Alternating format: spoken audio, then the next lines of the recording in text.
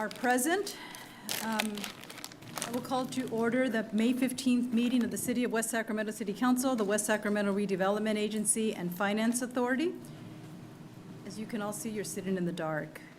We have the parts on order, and they are on their way. So we shall receive light soon.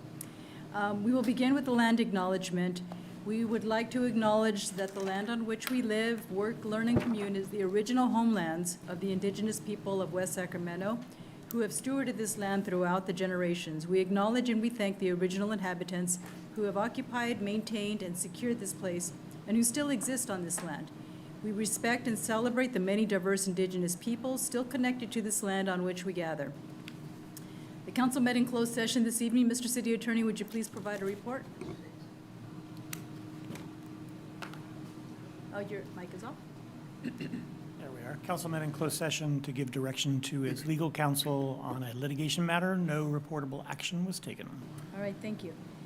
And we would like to invite our guests to join council and staff in the pledge, which will be led by our West Sacramento Police Department Chief Strange.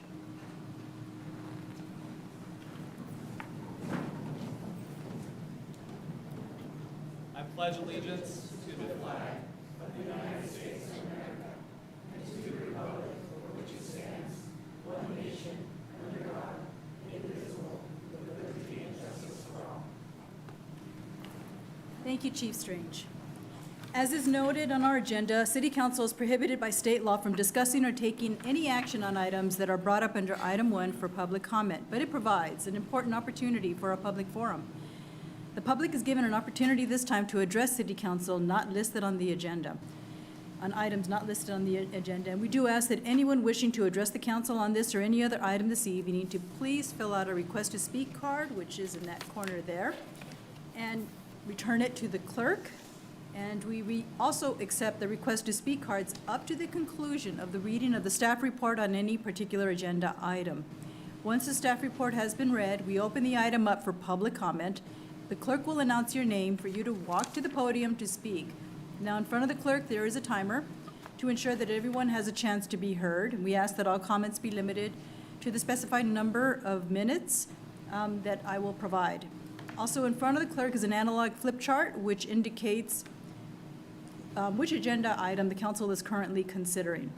And we also recognize that for some, speaking in public can cause anxiety, so we request there be no applause or boos, catcalls, or other demonstrations. Furthermore, so that we may maintain a civil discourse here in the chambers, we ask that those in attendance and those who address the City Council abide by the code of conduct posted and not speak in loud, threatening, offensive, abusive, or other disrespectful language that disrupts, disturbs, or otherwise impedes the orderly conduct of the meeting.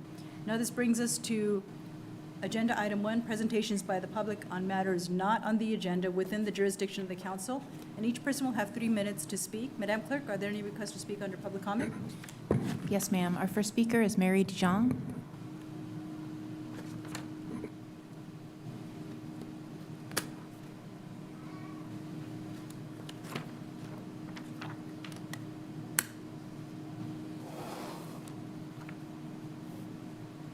I've got kind of a long list, so I don't know how many I'll get through. I guess I'll go with the traffic and parking issues. I feel like the intersection of F and 5th has been a really big problem for 3 or 4 years by now. And it still has quite a few accidents happening because I think partly the traffic islands remain fairly poorly marked. Originally, I think the neighborhood was so used to not them being there and such a wide street, they would just kind of make this wide turn or a normal turn, and then there's this giant traffic island there that they weren't expecting. So I think, and it was kind of hard for me to find kind of the chain of command, so to speak, of how to address it. It just seemed like nobody was in charge. And I didn't try that hard, so I'll just leave it at that. Again, just real briefly, giant weed lots. I live in that neighborhood between 3rd and 5th. And there's a lot of big vacant lots in that neighborhood still to be developed. So in the meantime, we deal with just these giant weed lots, and they got really bad this winter because of all the rain.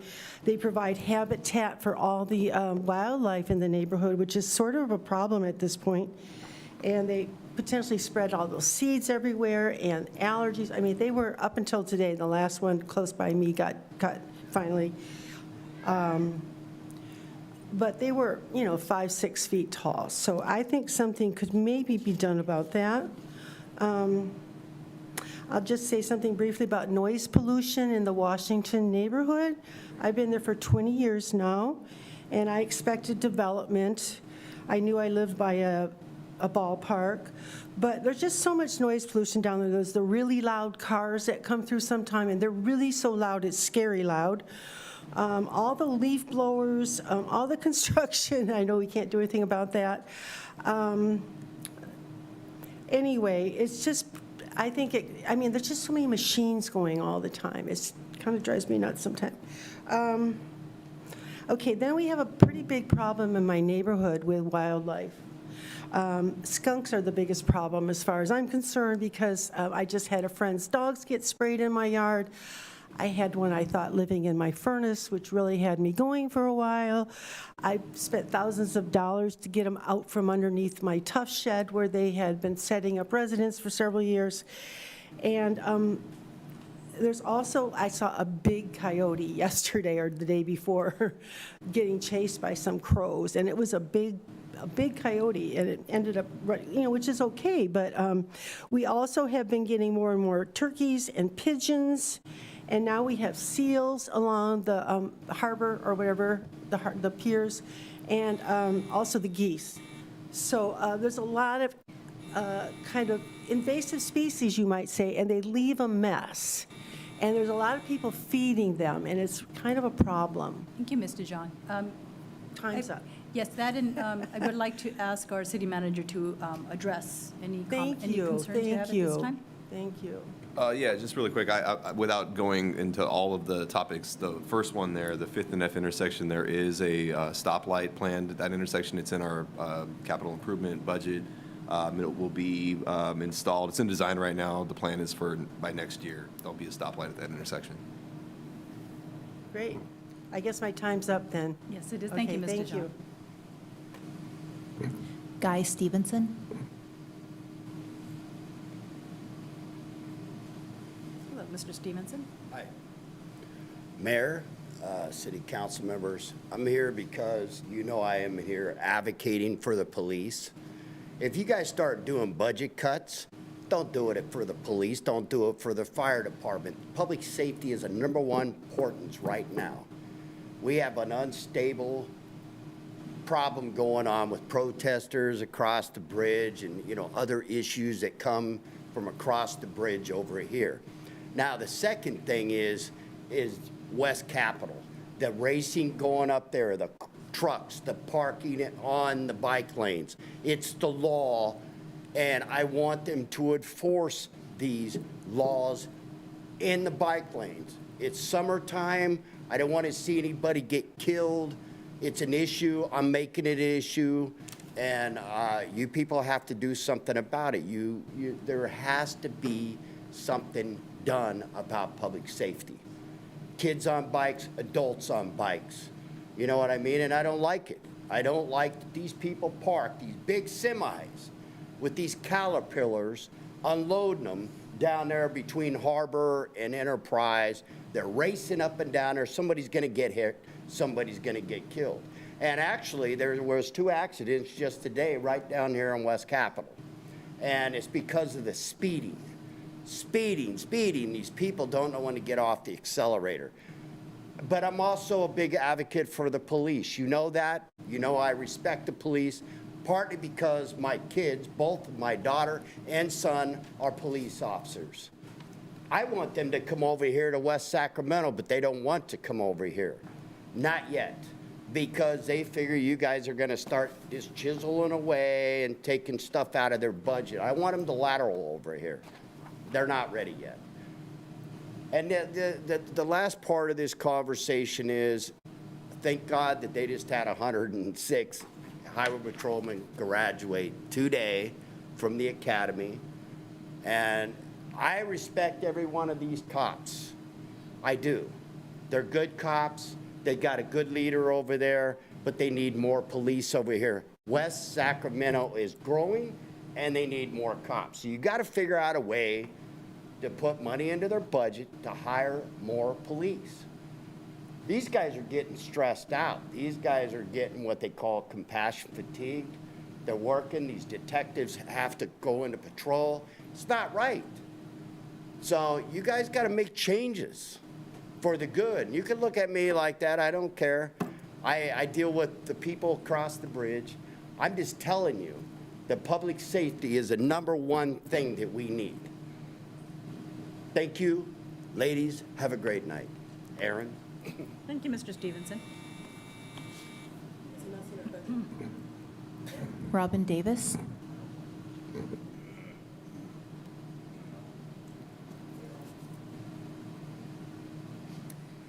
Hello, I'm Robin and I live in my 160 square foot semi-off-grid tiny home on wheels on my undeveloped residential property here in West Sacramento.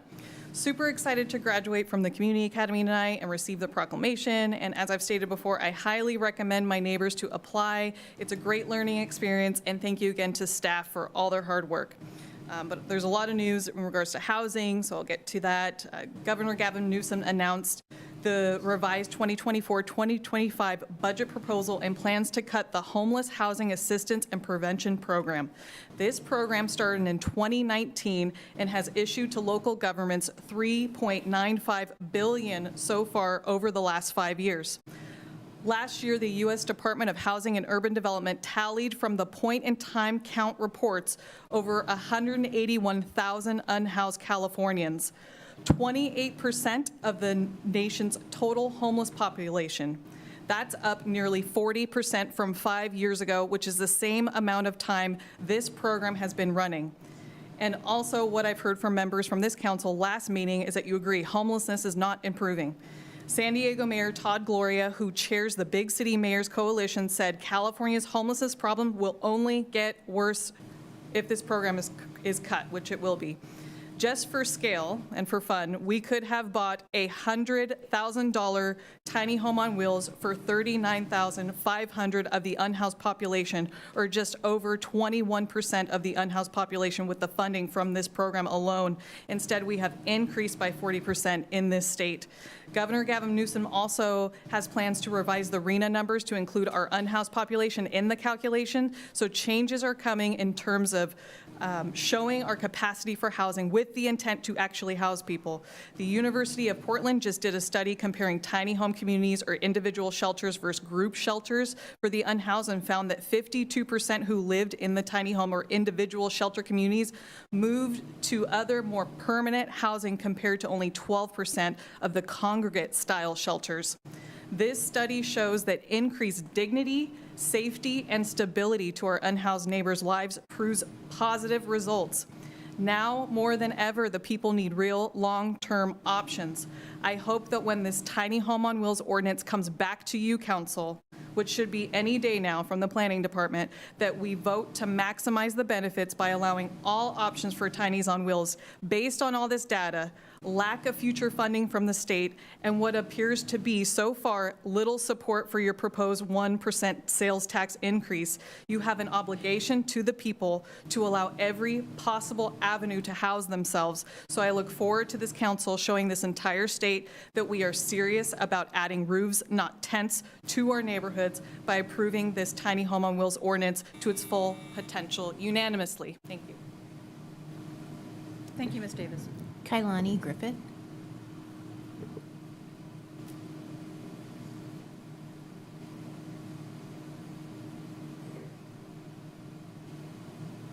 Hello, Kailani. Hi, sorry, It's okay. a little short. There you go. Good evening. My name is Kailani Griffith. I'm a sophomore at River City High School, treasurer of the River City Black Student Union, also known as BSU, youth senator for Black Students of California United, leadership student, member of the Washington Unified School District Superintendent's Advisory Council, and member of the wrestling and volleyball teams. I'm here today to speak in front of you regarding BSU's recent campaign, No Room for Hate. Recent events on campus encouraged my peers and I to start this campaign regarding the negative impact hate speech has on individuals all over campus. Hearing hate speech targeted towards people of color and the LGBTQ community, different religions and different ethnic backgrounds have encouraged us to promote a campaign to stop hate speech on campus. We believe as students we can encourage a stop to this and create a safer learning environment. We understand that hate speech has become more common, and we would like to put an end to it in our community. With your support, in the near future, we would like to expand our campaign to all of the campuses in the school district and in the city of West Sacramento. Thank you. Thank you, Kailani Griffith. And with that, you've inspired me to advise staff to prepare a proclamation for City Council to adopt and to work with staff in establishing that proclamation so that we can take action on that as a city. Thank you so much for coming before us. Thank you. Eden Perkins.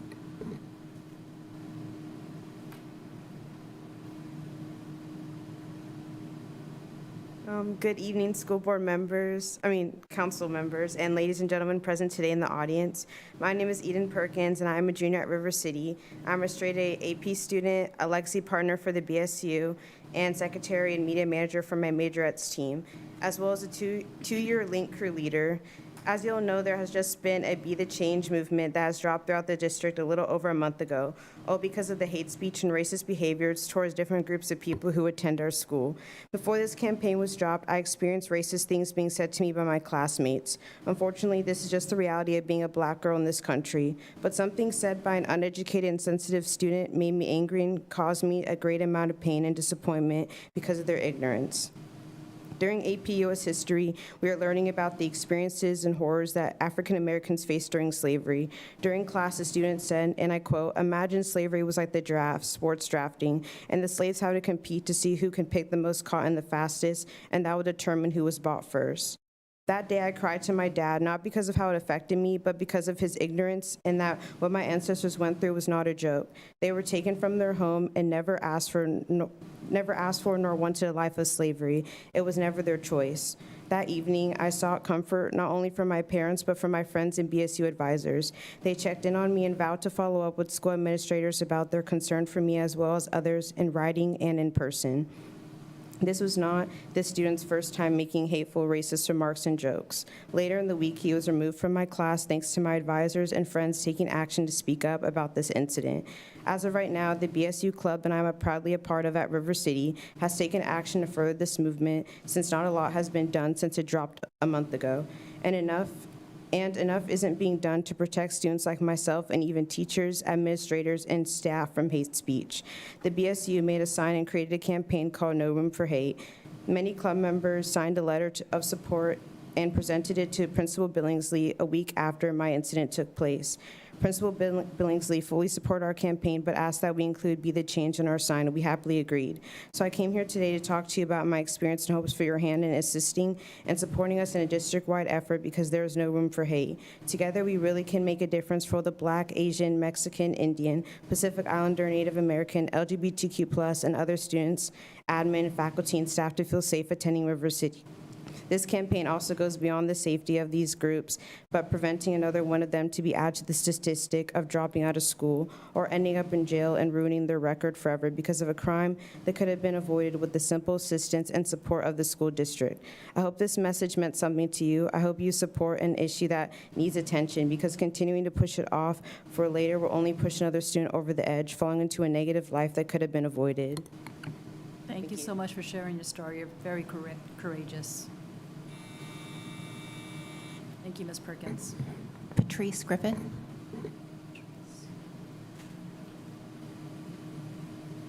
Good evening, everyone. Well, I am thankful my daughter lowered the podium for one. I'm going to scrap what I was going to say because thank you very much, Mayor Guerrero, for supporting us. That is why these students are here. I would love to say they're a reflection of myself. I'm a co-advisor at the Black Student Union, along with Ms. Burton, who is also a co-advisor. But these children come here on their own will, to speak, to gain support. They saw a problem, they wanted to solve the problem, and they did it the right way. And this is why I do what I do, because unbeknownst to some who are here, I do have a full-time job. It is not this. It is not being a scout leader here in the city, although I am. And it's not an abundance of the other things that I do. It's because of what I know these children are capable of, because they are our future. They will be sitting in your chairs. I have no doubt about that. None. Their passion runs deep, and they are strong in what they do. And not only do they care about themselves, their experiences, but you can see they named so many other people in this. They went out to other clubs and other students to talk to them. So I don't need to ask for your support, because we've gotten it in less than 6 minutes. So thank you so much for that. It really does mean the world, and it allows me to keep doing what I do with these students, and it gives these students the hope and the support that they deserve as some of our youngest citizens here in this city. So thank you again very much, and we look forward to working with you and working on future celebrations as a city. Thank you. Thank you, Patrice. We have no additional requests to speak on this item. Okay. Next, we have under presentations, under item 2, community development, which is the proclamation of the West Sacramento City Council recognizing the 2024 graduating cohort of the West Sacramento Community Academy. And what I would like, I believe the Community Academy members are here. If you can please stand up while I am reading the proclamation. Looking forward to meeting you. If you could just stand up and actually come to the front, because I know there's a big group coming up. And I'm going to be reading the proclamation as you come to the front. Whereas the strength of any community lies in the active engagement of residents in its civic affairs, and whereas the West Sacramento City Council has a long-standing tradition of encouraging West Sacramento residents to take an active role in the city's civic life, and whereas in 2023, the City Council authorized the city's first-ever Community Academy, an educational program designed to teach participating residents about the functions of city government through an interactive and behind-the-scenes learning experience, and whereas the participants of the Community Academy devoted time outside of the regular commitments to attend 7 weeks of weekday evening presentation sessions and 2 site tours, and whereas the participation of a diverse group of residents in the Community Academy embodies the spirit of inclusivity, unity, and community, characteristics that define and distinguish the city of West Sacramento. I just love looking at all of you as I say that. Whereas participants in this year's cohort of the Communities Academy are now better prepared to participate actively in the city's civic life, and we look forward to your active participation. Whereas the Community Academy represents the city's enduring commitment to empower its residents to listen to their voices and to shape a promising, prosperous future that benefits all. Now therefore be it proclaimed that the West Sacramento City Council hereby recognizes and thanks each and every one of you, our first graduating class of the West Sacramento Community Academy, and looks forward to working alongside the members of this group for the betterment of this community. I believe we have something, Madam Clerk, for each and every one of the community members that participated, correct? I think you had, we have, okay, you have something like that. Yes, congratulations, and thank you.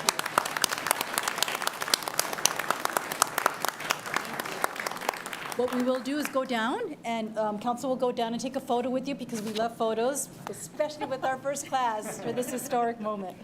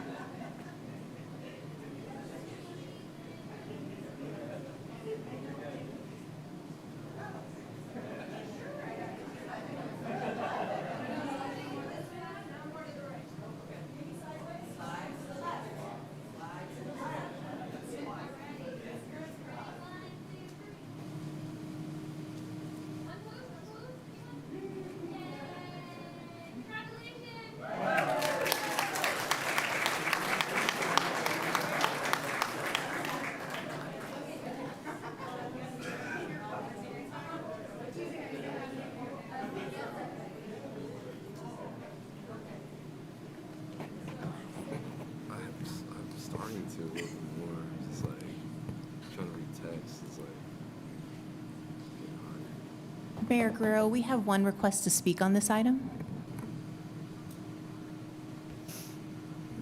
Chris Pine? Justin Pine? Chris Pine. Often confused. You can tell where my Just mind don't need to is. where it is. Good evening, council members and Mayor Guerrero. My name is Justin Pine, and I am a part of the first cohort of the West Sac Community Academy. I just want to thank you for providing this Community Academy class. I learned a lot about my city through this class, but more importantly, I gained a lot of trust in the people who are running this city. I'm extremely impressed with the professionalism, preparedness, and poise that every department brought each week. Staff, many of who I see tonight, were engaging and responsive to our many questions, and it was clear they put a lot of time and effort into the presentations that they had for us. And then I want to do a special thank you and acknowledgement to Kaisa Miller and Katie Rogers, who led the program, made me feel welcome, and made the class exciting every Tuesday after a long day at work. And this would not have been the same program without them. So thank you to you all, and thank you to staff who came to help us out. Thank you, Mr. Pine. Thank you. Is there any comments that the council members would like to provide at this time? No? No, I just want to say thank you for your participation, Kaisa and staff and everybody who did all the hard work behind the scenes. It was something council has been wanting to do for a while, and I'm glad it happened. We got our class. All the hard work to select the participants was a very careful process to make sure that, you know, we had the diversity and the representation. And also just to kind of get a peek behind the veil. Our staff do work very hard. All of our staff, they work very hard. And sometimes I don't think they get enough credit or recognition from the community. And that as our first class, thank you for sharing those words and reflecting what it is we see as council members. We know, that sometimes staff get picked on a lot in the public or here in council, and it's really unfair. They can't speak up. They can't run up to the mic and speak and defend themselves. It's not fair to them. And what we like to do is continue to demonstrate how hard they work and how much, they are just the force behind, the city hall walls that make our city, function beautifully in our city, throughout the community. So thank you. So with that, we have next, Public Works is consideration of a proclamation recognizing May 19th through the 25th, 2024 as National Public Works Week. All right, Mayor Pro that Tem? is, yes, I am up. I'm taking a quick look. I took too many pictures. So we are going to have first Ariana and Adams and Bill Roberts come up. Hi. I should have just looked up. They're just standing there waiting. All right. And we have other staff coming up. You're more than welcome to stand up. Oh, yeah. Are you kidding me? Come on Absolutely. down. As our mayor just said, please, all of our public team. works. I know this isn't it. Yes, This is a yes. much bigger group up there. They're hiding behind the scenes. Larry, as who is usual. always super, super prepared. Thank you, guys. Thank you guys so much. Yeah. All right, so National Public Works Week. So this is our proclamation and recognizing May 19th through the 25th. Whereas public works professionals focus on infrastructure, facilities, and services that are of vital importance to sustainable and resilient communities and to the public health, high quality of life, and well-being of the people of West Sacramento.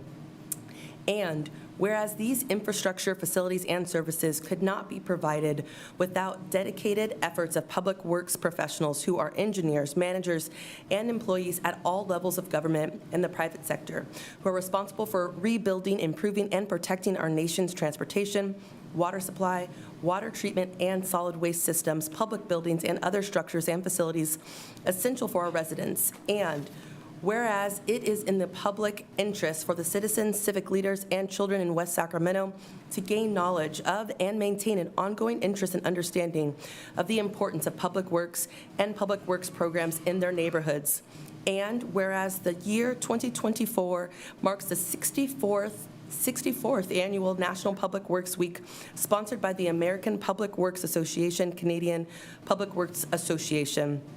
Now therefore be it proclaimed that the West Sacramento City Council hereby declares May 19th through 25th, 2024 as National Public Works Week and urge all citizens to join with representatives of the American Public Works Association and government agencies in activities, events, and ceremonies designed to pay tribute to our public works professionals and to recognize the substantial contributions they make keeping our city infrastructure and facilities operating efficiently for the benefit of our community. Proclaimed this 15th day of May 2024. Thank you guys so much for your hard work.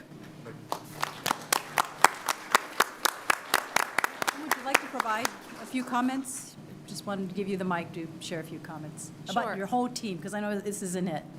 So that's what I was going to say, is really the focus are the folks that are standing behind us. They're the ones that get called out at, the middle of the night to respond.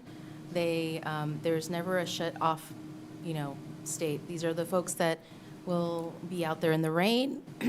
They address emergencies, and they're also behind the scenes, collecting data, reviewing designs, doing construction management. And so I'm really pleased to have this proclamation to recognize the folks that do all the hard work, standing behind me. Echo that. So yeah, these men and women are 24/7. They're out there working their butt off, sanitary sewer overflows to water main breaks at 2, 3 in the morning. So a lot of times you don't see these individuals working at night. So when everybody wakes up, they have fresh water, safe drinking water. Streets are clean, and their toilets flush. So it's unsung heroes, and I really applaud them. And thank you so much for the proclamation. Thank you. Well deserved. Thank you so much for everything you do for our community. And we will take a picture. Yes.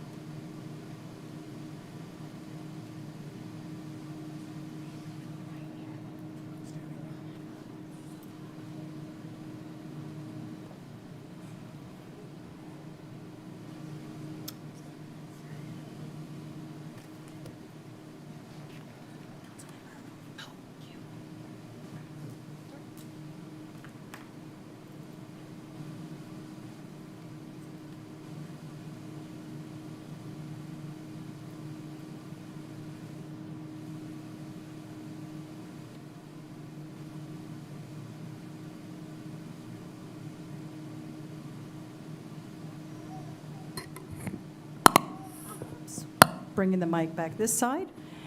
Next on our agenda is National Police Week and May 15th as the Peace Officers Memorial Day, proclamation by the City Council. And we are going to present it both together. Thank you. The proclamation reads as follows.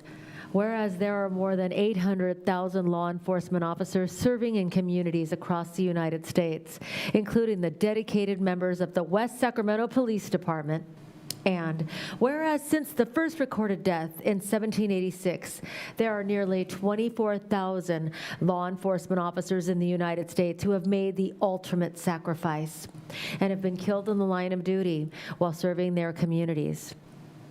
Whereas National Police Week has evolved for over the years, honoring officers killed in the line of duty and also providing support and supportive services to survivors, families, and friends.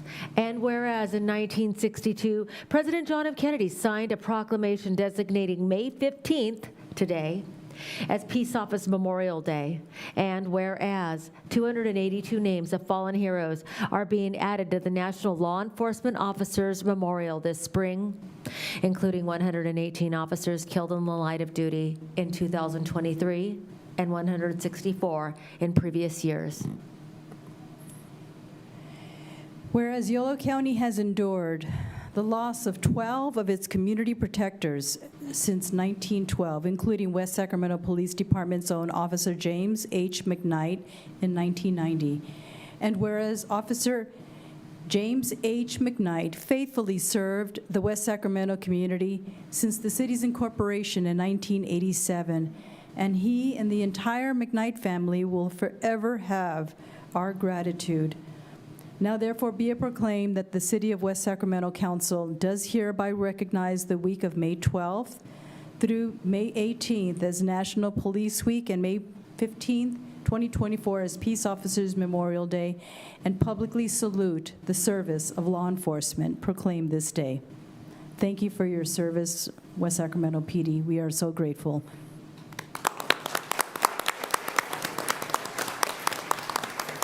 And I think we'll go back and have a representative speak.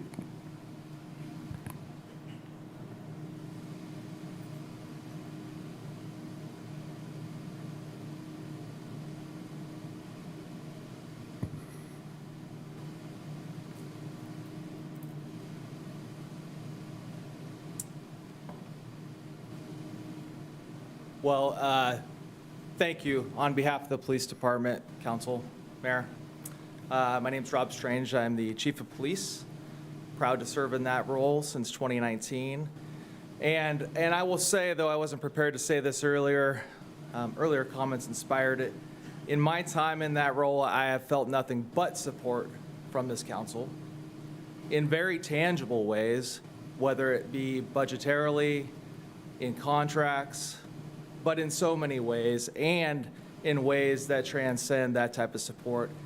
Like, for the first time in this setting in the history of this city, doing this proclamation today. It is very significant to us, to my team, who you see many of them standing around here today, some off-duty, some working right now, protecting this community, partnering with this community, so we can hopefully share in the mutual value we find with each other, both as residents and as public servants here. I wanted to also mention just opportunities to help celebrate with us. So tomorrow, Yolo County celebrates its memorial at the old Yolo County Courthouse at 625 Court Street in Woodland at straight up noon. The Yolo County Retired Peace Officer Association is putting that together, and you'll see many of us there. And I will say tonight, none of the McKnight family could be here this evening. However, we do know that at least one of Jim's sons will be in attendance tomorrow, and our intention is to take this proclamation and actually present it to him tomorrow. So with that, Lieutenant Jason Winger, who has been here his whole career, is going to say some words and also describe some personal connections that he can make, because I think it's really important that you understand how much we value this type of act and how deeply it runs in our history. So thank you.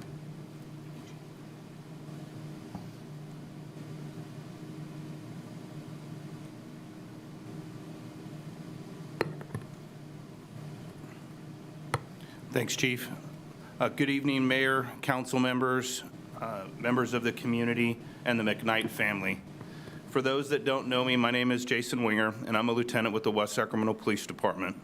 This evening, members of our West Sacramento Police Department team have joined me to express our gratitude for the adoption of the proclamation recognizing May 12th through 18th, 2024 as National Police Week, May 15th, 2024 as Peace Officers Memorial Day. Most importantly, honoring West Sacramento Police Officer James McKnight, who was killed in the line of duty in 1990. It is extremely important we continue to honor the fallen, their sacrifice, and the sacrifice of their families. While I did not personally work with Officer McKnight, his death had a significant impact on my career and the importance of honoring and remembering our fallen officers. On Friday, June 15th, 1990, Officer McKnight was shot during a search warrant operation with the Yolo Narcotic Enforcement Team, a multi-agency narcotic task force, which he was assigned on behalf of the West Sacramento Police Department. Officer McKnight succumbed to his injuries on June 16, 1990. At this time, I was a 14-year-old sheriff's cadet with the Yolo County Sheriff's Office, just starting the path to my law enforcement career. My father worked for the Woodland Police Department and had been a friend and co-worker of Officer McKnight. I experienced seeing my father lose a friend and a co-worker, the impact it had on our close Yolo County law enforcement community, and the sorrow I felt for the McKnight family. Officer McKnight's funeral would be the first fallen officer funeral of my career, and I will forever remember that day and the tribute to Officer McKnight. Little did I know I would join the ranks of the West Sacramento Police Department 4 years later, and on the 10th anniversary of Officer McKnight's death, I would be serving as a member of the Yolo Narcotic Enforcement Team. Each day, his sacrifice and memory are honored by our staff with a memorial inside our briefing room as we come and go from the West Sacramento Police Department facility named in his honor. Throughout the years, our agency and organizations within Yolo County have held events to continue to honor and remember Officer James McKnight. One event, the Yolo County Peace Officers Memorial Ceremony, which will be held tomorrow in Woodland, is an annual event recognizing Officer McKnight and all of the Yolo County fallen officers. The adoption of this proclamation recognizing National Police Week, Peace Officer Memorial Day, the sacrifice of Officer James McKnight and his family, and that of all of the fallen officers, is important to keep their memories alive and serves as a reminder of the dangers our officers face every day to protect the West Sacramento community. Thank you, Mayor and Council, for your continued support of the West Sacramento Police Department, and a heartfelt thank you to the McKnight family for your sacrifice and for being here tonight. Thank you. Thank you. And if we can have everybody come up, all of our West Sac PD officers come up, and so we can take a photo. With their families, please. Nope.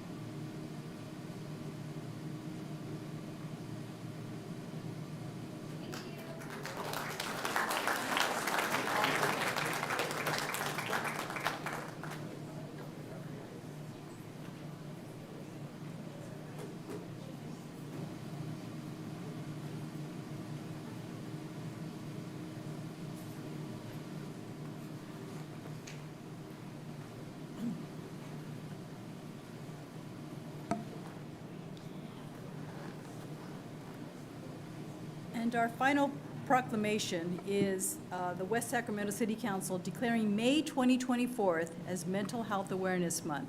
And Councilmember Norma Alcala will do the presentation. Thank you so sorry. much. Did you want to say something? Oh, Thank you. Just briefly on that last one. oh, sure, sorry. I just wanted to say, Let's go, have a seat, please. well, they're gone. At this I know, point, I that's wanted what to say we have. thank you. Well, for the folks that are still here, I know that a lot of our officers just stepped out. Tonight's proclamation that we just presented is something that I just want to extend my personal respect to our West Sac Police Department officers. I can't say it any better than Lieutenant Winger. Honestly, that was one of the most eloquent presentations that we've received before this council. And it more than anything, it was authentic and heartfelt, and it was your experience. Many of us see a uniform. We don't see what's behind the uniform, the heart that beats in your chest behind that vest. 2 weeks ago today, my husband retired from the Sac Police Department after 28 years, 30 total if you count his volunteer time there. From high school, he knew that he wanted to serve, and then that was going to be in that capacity. 4 kids later, there's a wife at home who worried about her husband coming in. I have 19 years with the district attorney's office. I work with fantastic officers, but never in the capacity as a wife who worried about whether or not her husband was going to return home to our family safely. My very first case at the DA's office was working as an intern on the Billy Bean case. I don't know if you are familiar with Billy Bean, but he had, like Lieutenant Winger mentioned, an indelible mark left on my spirit as a servant, not only in this capacity, sitting on this dais, but also as a child abuse prosecutor. Just a young man who was proud to don on a uniform and wear a duty belt and put his life in danger and gave the ultimate sacrifice. But I appreciate our West Sac Police Department honoring our fallen officers, not only in West Sacramento, but everywhere. I honor you for the hard work that you do. I know you don't get enough praise, especially in a climate that doesn't often thank our law enforcement. You do the hard work, and thank you so much for putting it all out there. You have no idea what you represent, not only to the women on this dais, but to our entire community. And so on behalf of the city of West Sacramento, I just want to extend a thank you for your service. Thank you. And I'd like to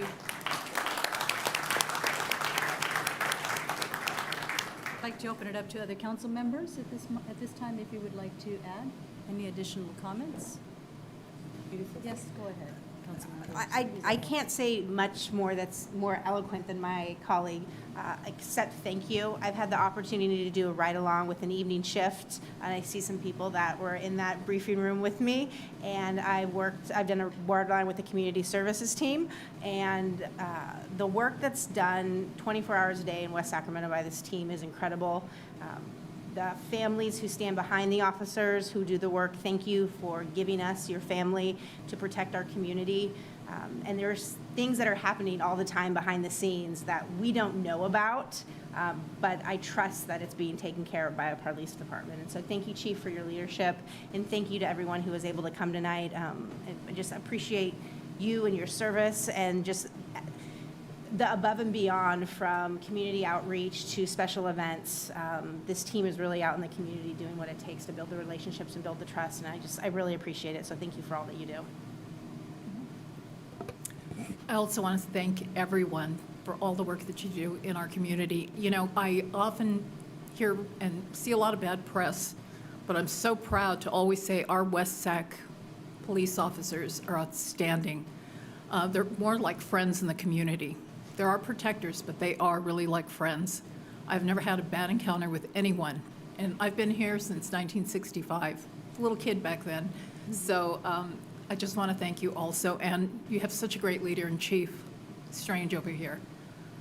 You have set an incredible example, Chief, for all of your staff. Thank you. Go ahead, Mayor Pro Tem. Yeah. So Lieutenant Winger, I really had to, I was really hard to hear, because I can't imagine being a little kid and seeing your father having to go through that, and then the families as well. My father was actually a military police officer, and I remember oftentimes him going away and also being scared as a little kid, not sure what was going to happen, and not really just understanding what that really was. I appreciate all of your service. I appreciate your family's service as well.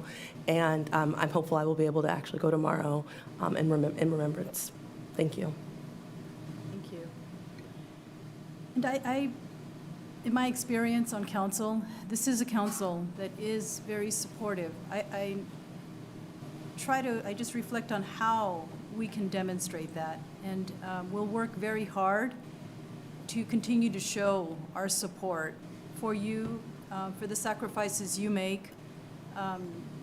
In my experience on the ride-alongs, I see the danger that you face on a regular, hourly basis.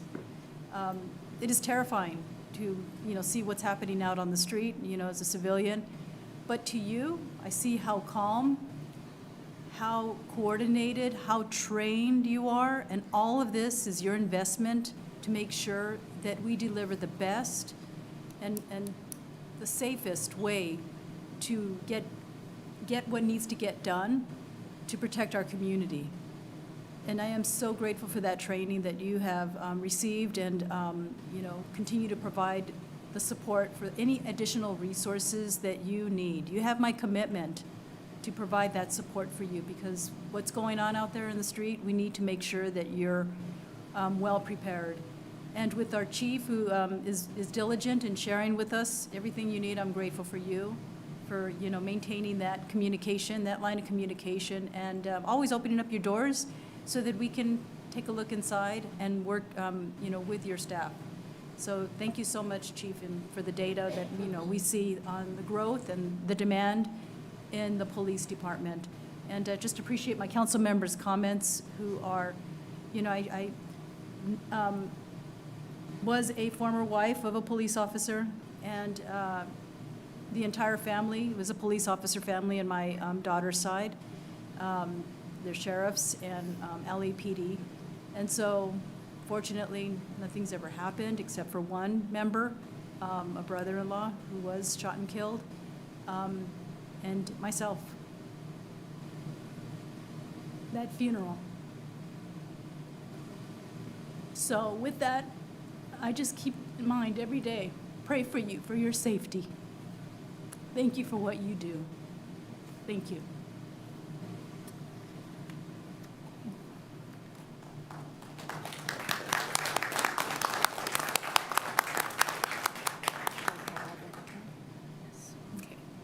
So I'd like to call the members of the Yolo County Mental Health Services up to the front. I know one of the members here, Robert Villarreal, who works with Crisis Intervention. He's also my youngest brother. Very proud of you, Rob. Okay. Oh, yeah. So I will now read the proclamation, and then you can introduce the other members of your team. Thank you. Proclamation of the City Council, City of West Sacramento, declaring May 2024 as Mental Health Awareness Month. Whereas mental health is essential to everyone's overall health and well-being, and whereas in California, nearly 1 in 7 California adults experience a mental illness, and 1 in 26 has a serious mental illness that makes it difficult to carry out daily activities, and whereas there are many possible risk factors that can influence how likely a person is to experience a mental health condition, which includes exposure to trauma, your environment, and how it impacts your health and quality of life, genetics, brain chemistry, and lifestyle. And whereas 988 is now available nationwide. This new 3-digit number is an easy-to-remember way for people to connect with support during a mental health, substance abuse, or suicide crisis. Anyone is a mental health crisis can call, text, or chat with 988 and be connected to a trained crisis counselor in the 988 Suicide and Crisis Lifeline Network. And whereas several local agencies and community organizations are collaborating efforts to address mental health concerns, including the Yolo County Local Mental Health Board and the Yolo County Health and Human Services Agency Wellness Centers in West Sacramento, Woodland, and Davis. And whereas West Sacramento is grounded in the belief that we must look out for one another, and whereas it affects our family members, friends, and coworkers, or those unknown to us. We do a service for each other when we reach out and help those struggling with a mental health issue. And whereas in fiscal year 2022-23, 1,283 West Sacramento residents ages 1 through 86 engaged in mental health services with Yolo County Health and Human Services Agency, and 8,819 mental health services were provided. These numbers have more than doubled since 2020. And whereas significant local investments have been made to raise awareness of mental health issues and increase access to mental health services through collaborative projects such as the Crisis Intervention Team and co-responder model, which is moving Yolo County toward a more effective and compassionate crisis response system. Now therefore, be it hereby proclaimed by the West Sacramento City Council that the month of May 2024 to be recognized as Mental Health Awareness Month, proclaimed this 15th day of May 2024. So, Robert, could you please Mayor Guerrero and members of the City Council, on behalf of Yolo County Health and Human Services Agency, I am honored to receive the resolution proclaiming May as Mental Health Awareness Month. As the clinical supervisor of our county mental health crisis services, I can honestly say how much we, Yolo County, value our partnership with the city of West Sacramento. And so I would like to take a moment to introduce our Yolo County behavioral health responders, Dave Walker and Michelle Jagarinis. And along with the city's support and the focus on the needs of the community, these clinicians offer hope to those in need. Thank you very much again, Mayor. Thank you. And just before we go down, because then you might walk away, any comments among our council members? I do want to so my previous role to what I do now is I was Chief of Research Evaluation for the Mental Health Services Oversight and Accountability Commission. It is a mouthful, OAC. And I got to see just firsthand the really innovative work that was happening at that time under Karen Larson, but since has been taken over. And I know that it is hard work and it is difficult. And I appreciate the fact that May is Mental Health Month. I also want to just celebrate our city, not only you all, but also our city for having community responders, being able to really take an approach in which understanding that having a mental health need, it should not be a crime. And really appreciating the fact that we try to respond in a way that really is person-centered, human-centered, and understanding that it is a continuum. And I wanted to make sure I gave you guys a shout out for that, both you and the partnership between us. Thank you. Thank you. Anybody else? Just want to say, I know through the Mental Health Services Act, this was an opportunity, and also through, what then Senator Pro Tem Steinberg passed through the program that he had. I can't remember the name of the bill number, but that Prop was 63. What was that? No, it was in, it was another. It was before that? It was another. AB 2034. Oh, okay, Well, there's I also see AB you. 2034. Yes, that was before the other one, where I think we were looking to address homelessness, but then mental health crisis was the way we began. And just seeing that there is a critical need for your support, a compassionate, voice, and also connecting people to services rather than just, sending them to someplace, giving them a voucher to go to a motel. These are people who really need that additional support, that guidance, and you have been just a critical link to getting people the support they need at their hardest moments in life. So thank you so much for what you do. Thank you, Mayor. Thank you. I'm going to go down, take a picture now. Okay.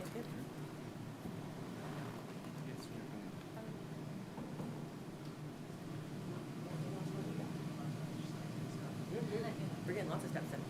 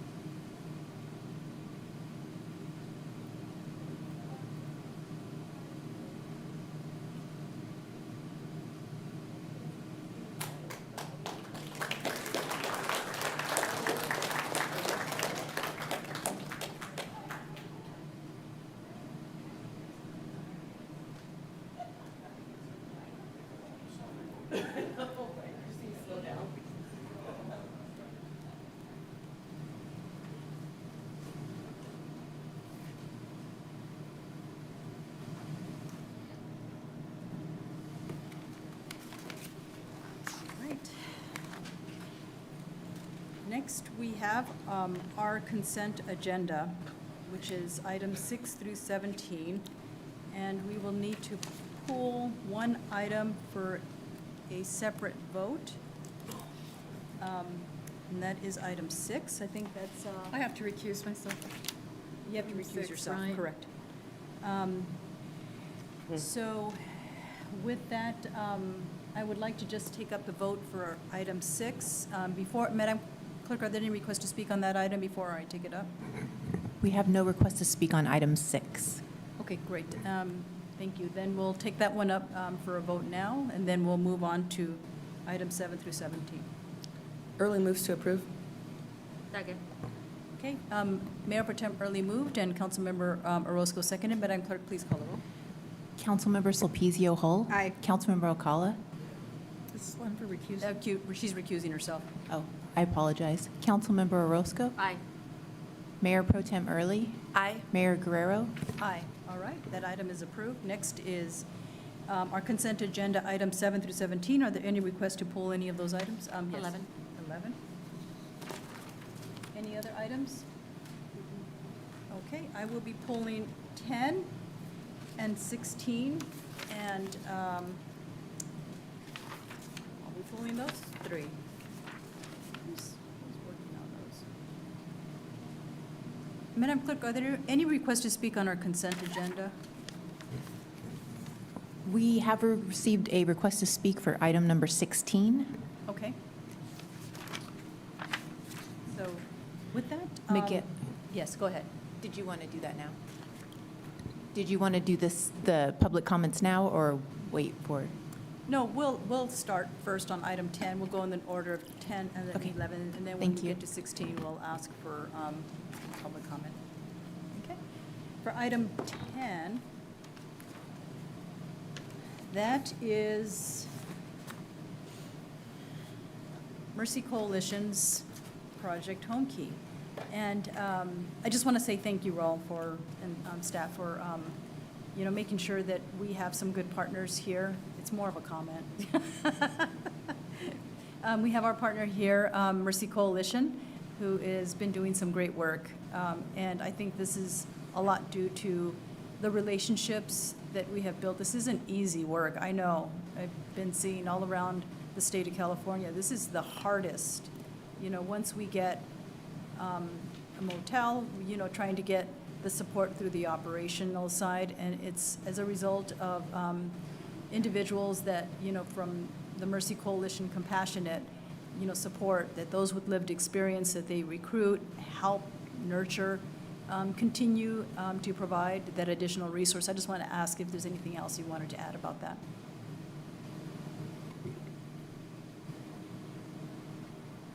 Thank you, Mayor and members of the council.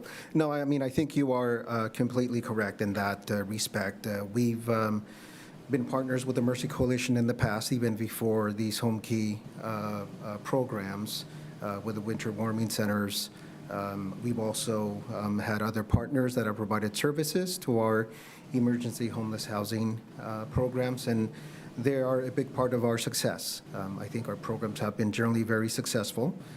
With their ups and downs like every other program out there, but it's through those partnerships that we've been able to build with these providers like the Mercy Coalition, DST, YCCA, that we've been able to be fairly successful.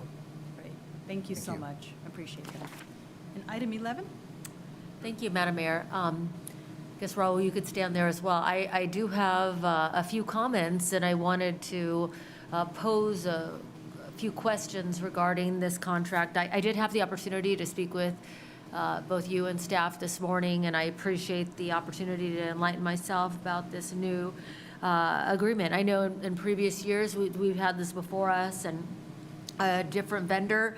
On this particular case is Downtown Streets, which is, as many know, one of my favorite programs that we have in the city.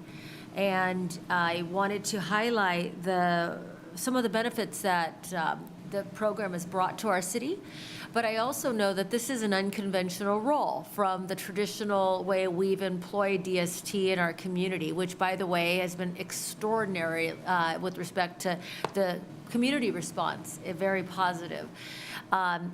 but can you speak as to how DST will expand? What types of new roles, for example, is there staff that's going to be employed? And how will the organization operate? I know that there's current operations, but how will it look after this is approved tonight, assuming it is? Thank you, Council Member. Yes, so DST has been providing services for the city, as you mentioned, for the Downtown Streets team for now 4 or 5 years, I believe.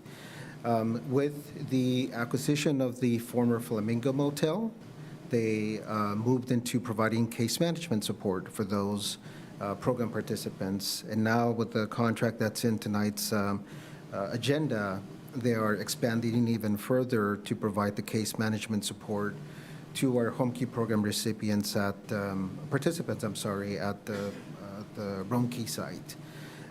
They are planning to hire additional case managers, so this contract will be completely separate from the Downtown Streets team contract that we currently have with them, and also completely separate from the contract that we have for the Flamingo site.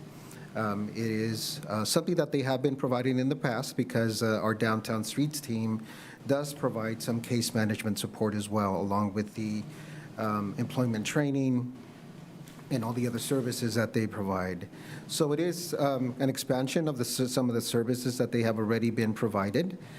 We are happy to have them as a partner. I think our partnership with them has been very good at the Flamingo side and with the Downtown Streets team, and looking forward to continuing to work with them. We do have Heather from Downtown Streets, and if council is okay, I'd like to invite her to maybe provide a little bit more information about how they will be providing those services. Good evening, Council. My name is Heather Mundy. I am the Director for Downtown Streets Team in Sacramento and Yolo County. I want to tell you, first of all, that in my experience as a social worker, I see a lot of different programming throughout Northern California, and I can tell you that this program in West Sacramento with these emergency motel shelters is one of the most innovative and effective that I have seen in the state. So we are so honored to be a part of it and to be there and providing case management services there. Now, what that looks like is that we are creating community. I know many of you have been to a Downtown Streets team weekly success meeting, and you know there is just a lot of community that happens there, right? And I think in these motel programs, it's really wonderful because we're giving people that dignity to be able to shut the door and have their privacy and kind of, get themselves from that crisis mode into self-sufficiency. And we're providing case management for them. They do have to follow rules, right? And regulations of being in that motel. And also in exchange for that, they get to kind of walk their own path to self-sufficiency with the assistance of our case managers. Ms. Mundy, thank you so much. I remember when you were hired on the team, and I've seen several case managers over the years come and go, and all to wonderful things thereafter, all within the area of DST. With that, could you please tell us how Downtown Streets, I know the regular program, that it'll still be ongoing. Will we have the same level of service to our community even despite taking on this new contract? Yes, absolutely. So part of this, you're absolutely right that this is a very kind of diversified contract for us. It doesn't involve, this contract does not involve the community beautification piece that we have seen the team out in yellow shirts in West Sacramento cleaning up. So we will be hiring additional staff. We're going to have a separate project manager just for the motel programs. We also will have 4 case managers on site at the roadway. One of those is going to be a specially identified outreach case manager to help assist the people who are waiting to kind of get into that motel program. We have been at the Flamingo since October. And I'm happy to tell you that since October, Our 2 case managers who are there at the Flamingo have helped to remove over 300 barriers to self-sufficiency for the men and women who are living at the Flamingo. And we're really looking forward to expanding that at the roadway. Thank you. I just wanted to say, I've attended probably a dozen weekly success meetings over the years, and I know firsthand some of the members who have graduated from DST and have participated and gone on to long-term work. I know that at least we've had maybe 2, I could be wrong, who have been permanently hired for the city of West Sacramento. I see folks that work at the Goodwill, at Walmart, Rayleigh's, and it's wonderful to know that someone who'd come from living on the river to now being full-time employed and housed and owning a car. I think the program does wonderful things. I look forward to seeing you thrive in this capacity. Looking forward to seeing both programs at capacity Yes. and doing good things in West Sacramento. Yes, absolutely. Thank you. Finally, I just want to say, I know that DST often does alleviate issues that West Sac Police Department often has had. Is that fair to say? And so that's an additional benefit that's beyond just the impact to the person, the clients that are going through the program, but reducing the impacts and incidences of homelessness within the city of West Sacramento for our residents as well, and law enforcement. Yes, absolutely. And I will say, it was so lovely to be here on a night when the West Sacramento Police were honored in such a wonderful way.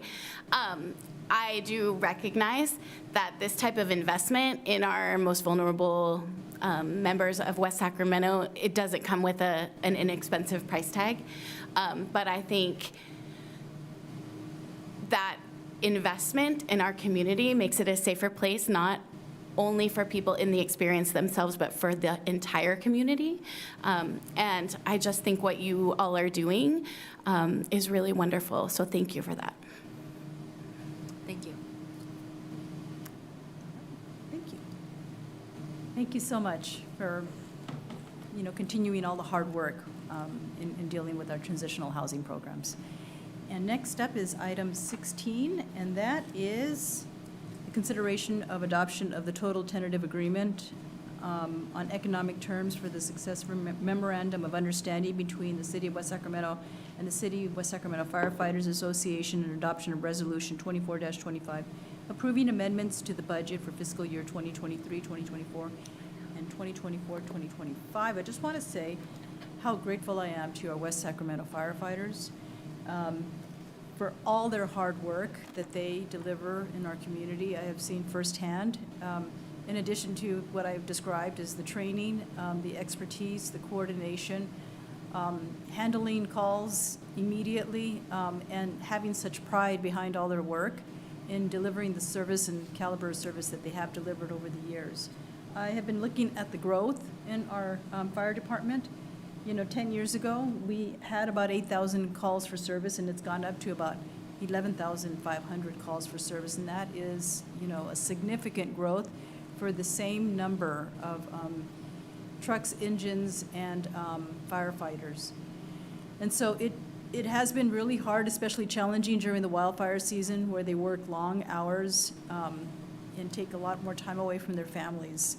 So with that, I'm just really grateful that this contract is here before us for approval, and we have a very strong, supportive council. And Madam Clerk, are there any requests to speak for this item? Yes, ma'am. Miguel Altamirano.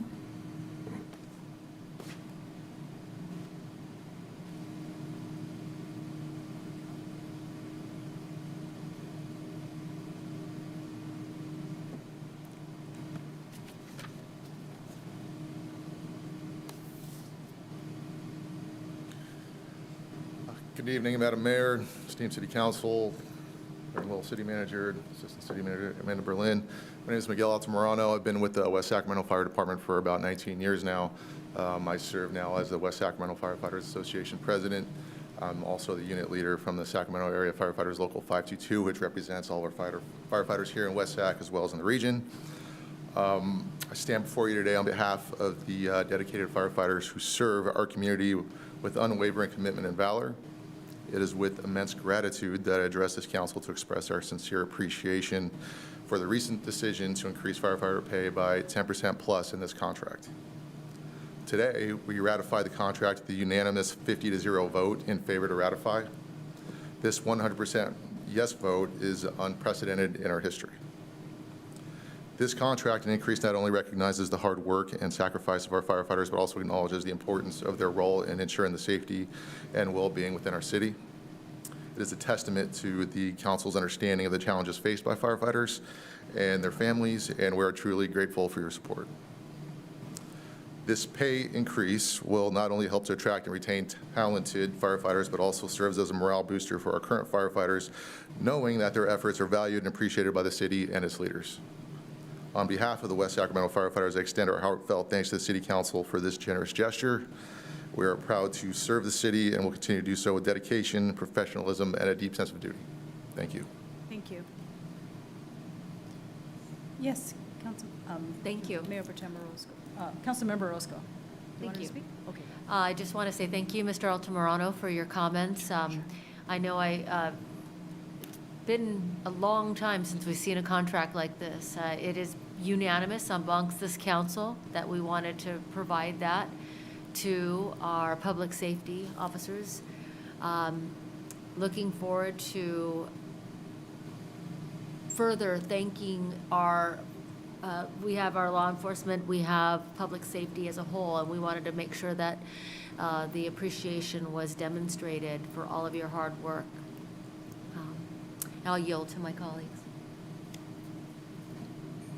Mayor Pro Tem. I'm excited to hear that it was unanimous. I know, as my colleague stated, that it absolutely was unanimous amongst us, and it is extremely important that you also understand that this is something that we want to continue, right? So we're just getting started, and we did everything we could in our power within the budget to make sure that our firefighters really understood that we have grown.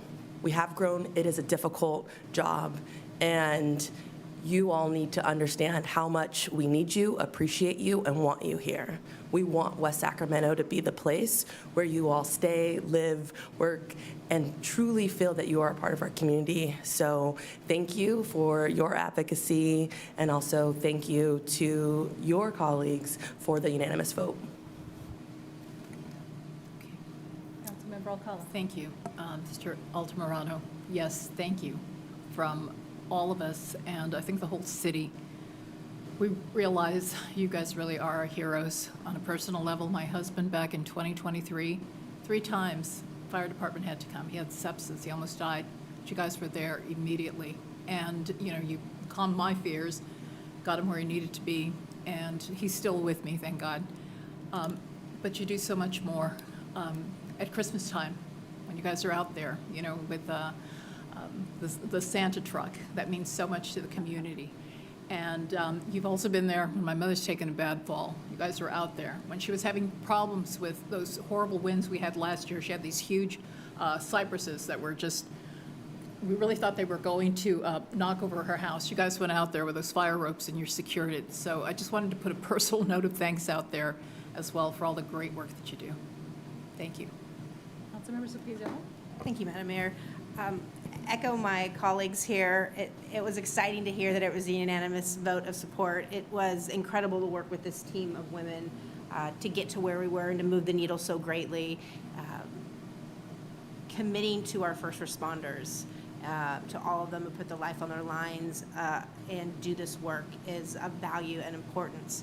And it matters, not only salaries, but the facilities that the teams are in too. And so we know you've seen this, and to continue the conversation, this continues this work forward, because we've got needles to move, and we've got change to make in our community. So thank you for all that you do. All right. And I just, a couple of things. Want to thank one member of the audience, Pat Flint, who spoke one time when there was a raise that was felt far too short. I remember that time. And just to be able to stand up for the firefighters. So thank you for that. And also want to recognize our retired council member, Chris Ledesma, in the audience. I didn't see you behind all the people standing there, so hello. Okay, all right, moving on. I'll accept a motion for items 7 through 17. So moved. Early seconds. Okay, Councilmember Orozco moved, Mayor Pro Tem Early seconded. Madam Clerk, please call the roll. Councilmember Sulpicio Hull. Aye. Councilmember Alcala. Aye. Councilmember Orozco. Aye. Mayor Pro Tem Early. Aye. Mayor Guerrero. Aye, all right, this is approved. Next, we move to we don't have any public hearing agenda items. We move on to our regular agenda. Item number 18, under Community Development, is a workshop on the West Sacramento On-Demand Rideshare Program, continuation and funding. And our Community Development Senior Transportation Planner, Stephanie Chen, if you can please present.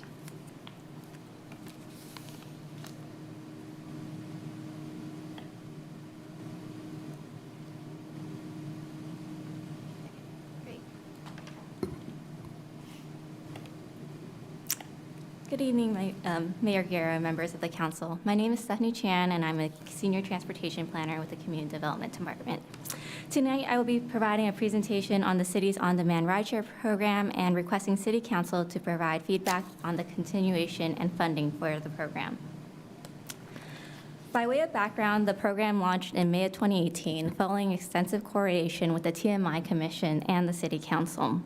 The city awarded a contract to Nomad Transit, a subsidiary of Via Transportation, and launched a service in May of 2018. Nomad provides the city with a turnkey service, providing the vehicles, drivers, and technology platform.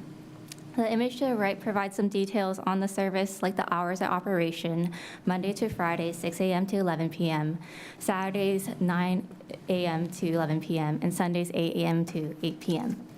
Fares are $3.50 for regular fares. That seniors or persons with disabilities that have verified with the city can receive a discounted fare for $175. The city also offers a Via Pass option, which is a frequent fare rider option that provides 7 days of rides for 4 rides a day. Riders can book by phone or by calling the Via number. Since the launch of the program, Via has provided over 824,000 rides to the city. From the figure to the right, you can see how ridership has recovered since the pandemic. More detail is provided in the agenda report, Table 1, where you can see that despite increasing demand, the city has continued to meet the demand with similar pickup times and pickup walking distance by increasing the service to meet the demand. Since June of 2023, city staff has brought to council's attention the end of the on-demand rideshare program's contract term. And city council has directed staff to continue looking into continuing the program by releasing a request for information to solicit information on the current on-demand transit market, as well as releasing an RFP to solicit a vendor for the continuation of the program. The RFP was released in December of 2023 and closed in January 2024. The city received 3 proposals from Nomad Transit LLC, RTW Management, and Tower Wave LLC.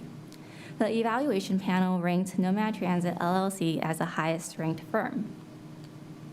Following notification of the evaluation panel's recommendation, city staff and Nomad engaged in negotiation to settle upon an agreed scope of work, cost, and schedule for the contract.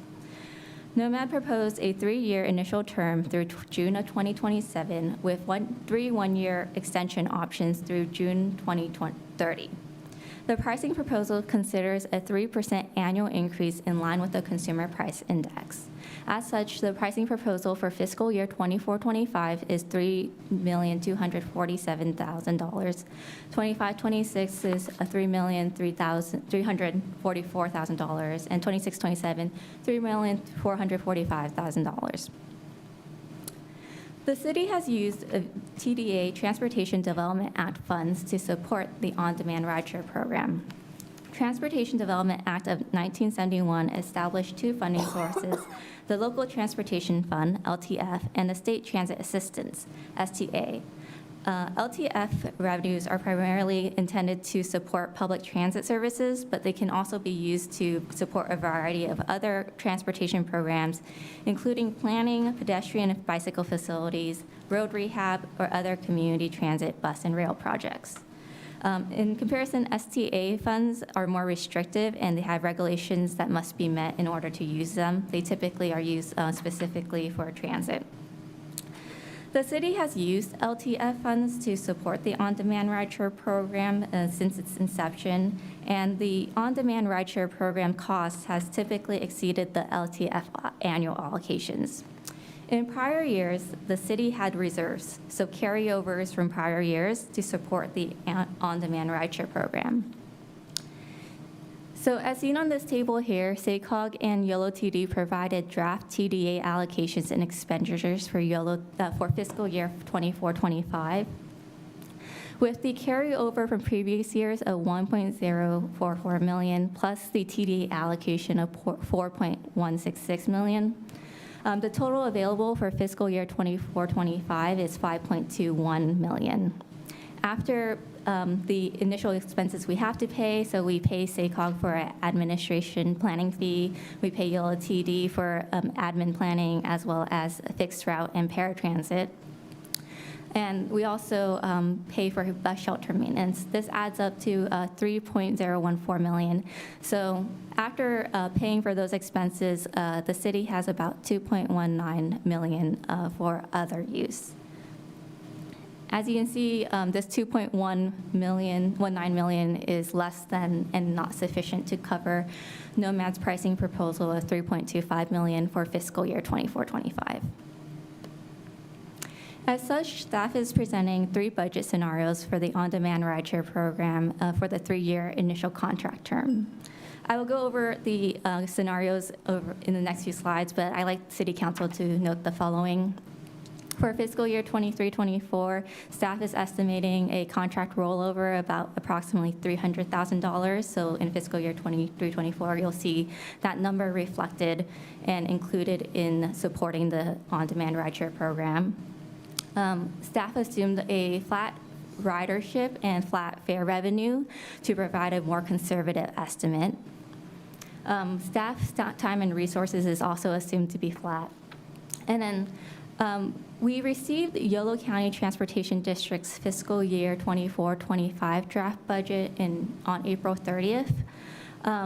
This draft budget was incomplete and required a bit more information, but given our initial conversations with YOLO TD, for fiscal year 24-25, there is no funding gap.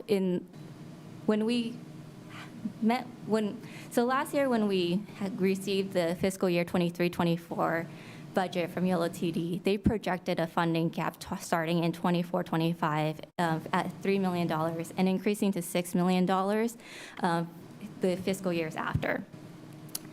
This, as we've received the preliminary draft fiscal year 24-25 budget, they have been able to use one-time funds from CARES, CRISA, and SB 125, as well as reducing the service, fixed route transit service by postponing the service restoration so that there is no funding gap in fiscal year 24-25. We're still awaiting information regarding the YOLO TD's 5-year outlook, but through initial conversations, staff is expecting an approximate $3 to $4 million annual gap beginning in fiscal year 25-26. The LTF, which again the city uses to fund the on-demand transportation program, is identified as a potential way for YOLO TD to fill their funding gap. In the scenarios that I show, the city assumes that YOLO TD will identify other funding sources and will not need to request LTF. However, in the situation that they will request more LTF from the city would have less available for the on-demand rideshare program. So the scenario 1 that we came up with was called a constrained operation scenario, where the city would only fund the on-demand rideshare program using the available TDA funding. And so this would require making major service changes. Under the scenario in fiscal year 24-25, the proposed contract for VIA is estimated at $2.44 million and staff time at $55,000. And then as you move to fiscal years 25-26 and 26 and 27, the estimated TDA available and based on similar allocations and expenditures would leave us only $1.15 million available for city use. So the contracted services would drop down from that $2.4 million to that $1.12 million. And the city would also use the remaining $30,000 for city staff time and resources. The second scenario staff developed is called a full fund operation scenario. So this is if we were to fully fund the on-demand rideshare program and keep it operating as it is. The city will use TDA funding plus additional funding to operate VIA at its existing demand. So for fiscal year 24-25, with the $2.19 million and LTF plus the $300,000 in the contract rollover, city staff would still need to identify $422,000 of additional funds if fare revenues were reinvested into the program. If you move over to fiscal year 25-26 and 26-27, this need grows to $1.87 million and $1.97 million respectively, as the LTF is only based on the annual allocation, and this contracted services increase with the estimated CPI 3% increase. Scenario 3 is called a reduced operation scenario, where the city will make some service changes, use TDA funding, and may need to identify other funding to support the program. On this table, staff estimated a program budget where the contracted service is only 75% of the current program and maintains this number as a fixed budget moving forward. So 75% of the current program is about $2.5 million, and City Council can direct staff to consider other values, but this is just presented here for City Council to understand the potential estimated future funding needs under a reduced scenario. So for fiscal year 24-25, under a $2.5 million contract with $55,000 allocated for staff time, the service is fully funded after fare revenues are reinvested. As you move to 25-26 and 26-27, 25-26 requires a allocation of $875,000 to hit that $2.5 million contract. It also uses some of the fare revenues that was left over from fiscal year 24-25 because there's some remaining funds. And then for fiscal year 26-27, that gap grows to $1.1 million. So when looking at the budget scenarios, funding will not need to be identified for scenario 1. Oh, sorry. Okay, when looking at the budget scenario, the service parameters under these budget scenarios, the service parameters will be affected in scenarios 1 and 3. So scenario 1 again is the constrained operation scenario, and scenario 3 is the reduced operation scenario. Scenario 2, the fully funded scenario with the proposed budget for contract services at $3.2 million, doesn't require any service parameter changes unless it's directed by City Council because it's meeting the full demand. So under scenarios 1 and 3, there's different service parameter changes that can be considered to meet the budget and help assist in the demand of the program. One of them is called activating required transit mode choice. So that means that on the VIA app, the VIA app will decline ride requests and require riders to book their ride on YOLO Bus if it's a more efficient option. So right now, the VIA app allows riders the option to choose a bus route if it makes sense and it's within their path of travel, but it doesn't require them to. So activating this transit mode choice will not allow them to book a ride on VIA and force them to use the bus instead. Another service parameter change to consider is reducing vehicle hours. So that's just the number of vehicles on the road through the day. Cutting low-demand hours of operation. Fare modifications such as increasing fares, removing VIA pass, or considering a distance-based pricing, or reducing the service area. These service parameter changes can be made together in conjunction so that it's not such a big impact across just one service parameter.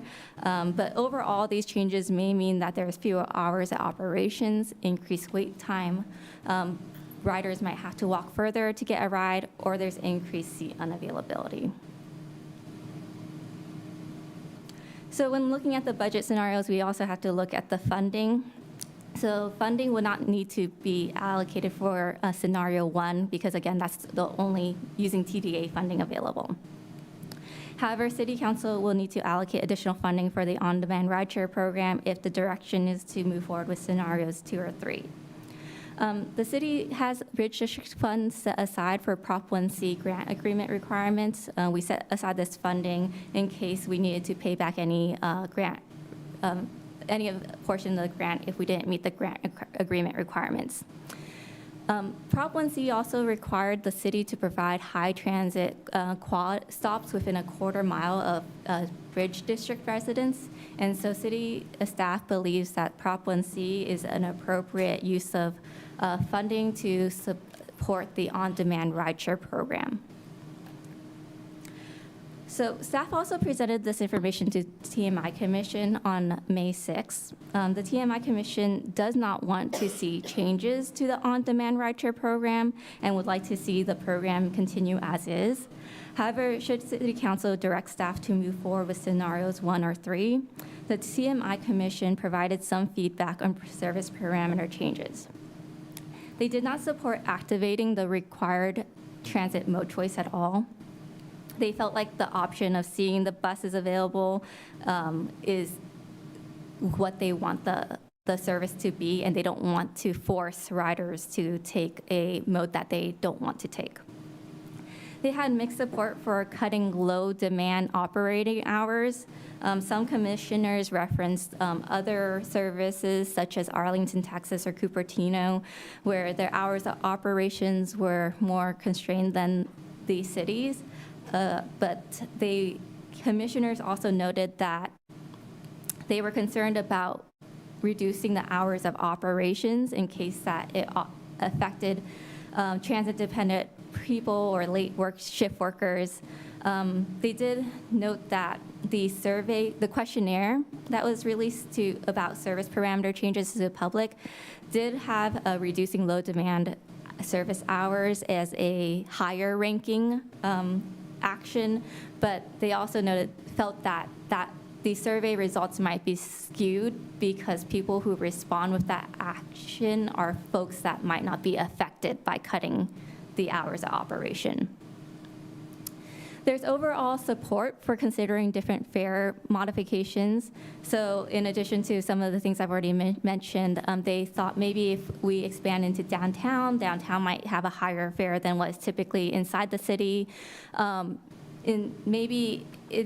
To recoup some of the costs for our low hours of operations where we have less rides, we can have a higher fare during those low demand hours.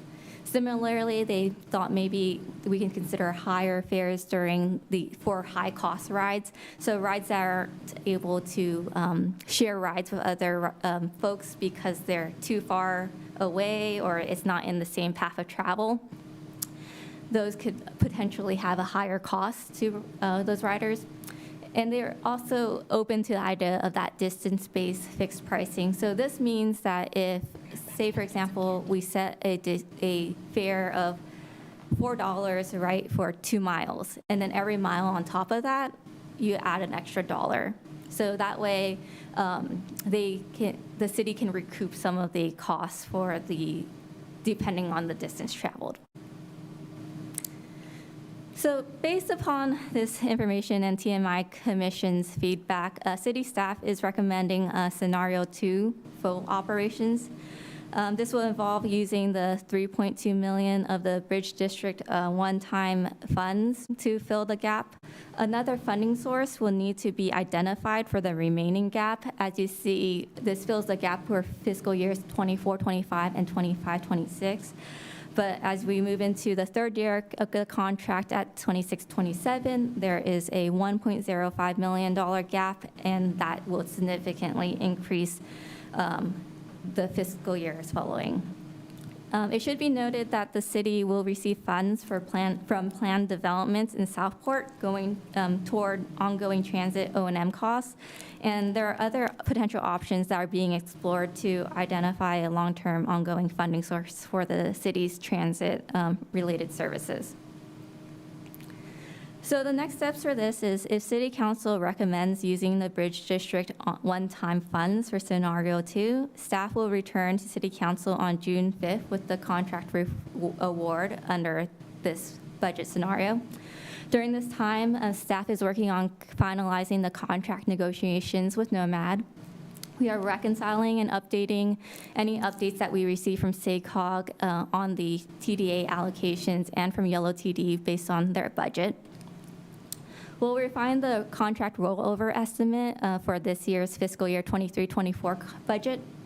And then we will also consider a YSA QMD Clean Air Funds grant. So in March of 2024, City Council approved a MOU with the SAC-RT and Yellow TD to allow the West Sacramento on-demand rideshare service to pilot an expansion into downtown. The MOU was executed recently, and during this time, the city submitted an application to YSA QMD's Clean Air Funds grant program to seek support for this pilot. The YSA QMD Clean Air Funds Committee recommended the city a $13,700 grant award, and the board, the YSA QMD board would be recommending the CAF recommendations, making the CAF recommendations on June 12th. Lastly, if we receive any further information regarding the Oakland A's relocation, city staff can take into consideration whatever information we receive during the next few weeks. And with that, it ends my presentation, and I'm happy to answer any questions. Thank you, Ms. Chan. Bring it back to council for any questions. If not, we'll open it up for public comment. Madam Clerk, are there any requests to speak? Yes, we have 2 requests to speak. Suzanne Johnson. Hello, Ms. Johnson. Good evening. So back in about 2019, some decisions were made to eliminate much of the bus service to what I call the south part of West Sacramento. Currently, we only have one bus line that operates Monday through Friday and has limited bus stops. Many of the used bus stops were completely eliminated. What was offered in the interim for the people that use that was VIA. My concern is that a lot of the population that used to use the bus, and I lived where there was a bus stop, are the elderly population, the senior population that are not used to the technology that we have. And so many of those people don't use VIA, they don't have smartphones. The phone service can be difficult, and so what happens is a portion of our population that used to be independent, able to do things by themselves, are stuck now at home relying on family and friends to be able to get out. So we've reduced the independence. As you are looking at the VIA, I would encourage you to think about those people. Those are people that probably did not fill out any of those surveys because they don't use social media. So think about those people. How are they going to get around? Maybe consider bringing back some of those old bus stops. The bus goes down Stone. There's no reason we don't have any bus stops along there anymore. Could we bring back some of those bus stops so that those local residents can use those? We also have a huge development now coming soon on Jefferson. What is that going to look like? There is limited public transit. So in essence, that's going to be lots more cars. So consider what's happening. Consider maybe looking towards bringing back some of the YOLO bus if you are going to have to cut via, and also think about those senior people that depend on that for getting out. Thank you. Thank you, Ms. Johnson.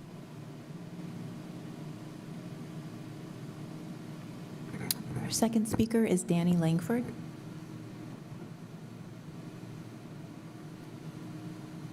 Good evening, ladies. So when this first came out, I'll be honest, I was totally against it. I was against it because it was not from within our state, let alone our country, and I had a lot of concerns about it. Then my husband, who loves to serve our community, started driving for VIA, not because the money's great, because it isn't, unless you need the income seriously, but because he likes serving our community. And what he has found, and you can ask him questions yourself if you'd like, it's good for low income, it's good for seniors, it's good for disabled. I have a friend that's legally blind, and she uses it religiously because it's one of the only ways she can get around, because her husband's a longshore truck driver. So, a long-haul truck driver. A lot of students are high numbers that use it as well. And it's honestly one of the best programs we've seen here in West Sac. And this is from somebody that was adamantly opposed to it when it first came out. I do feel that we need YOLO bus. I think we need options. But I think that this is a program that we really need to get behind and continue to support, because it does benefit so many.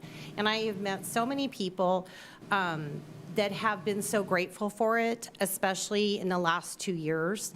And I just think that it's a really good program to support. And like I said, my husband has the gift for gab, so he's great at this job.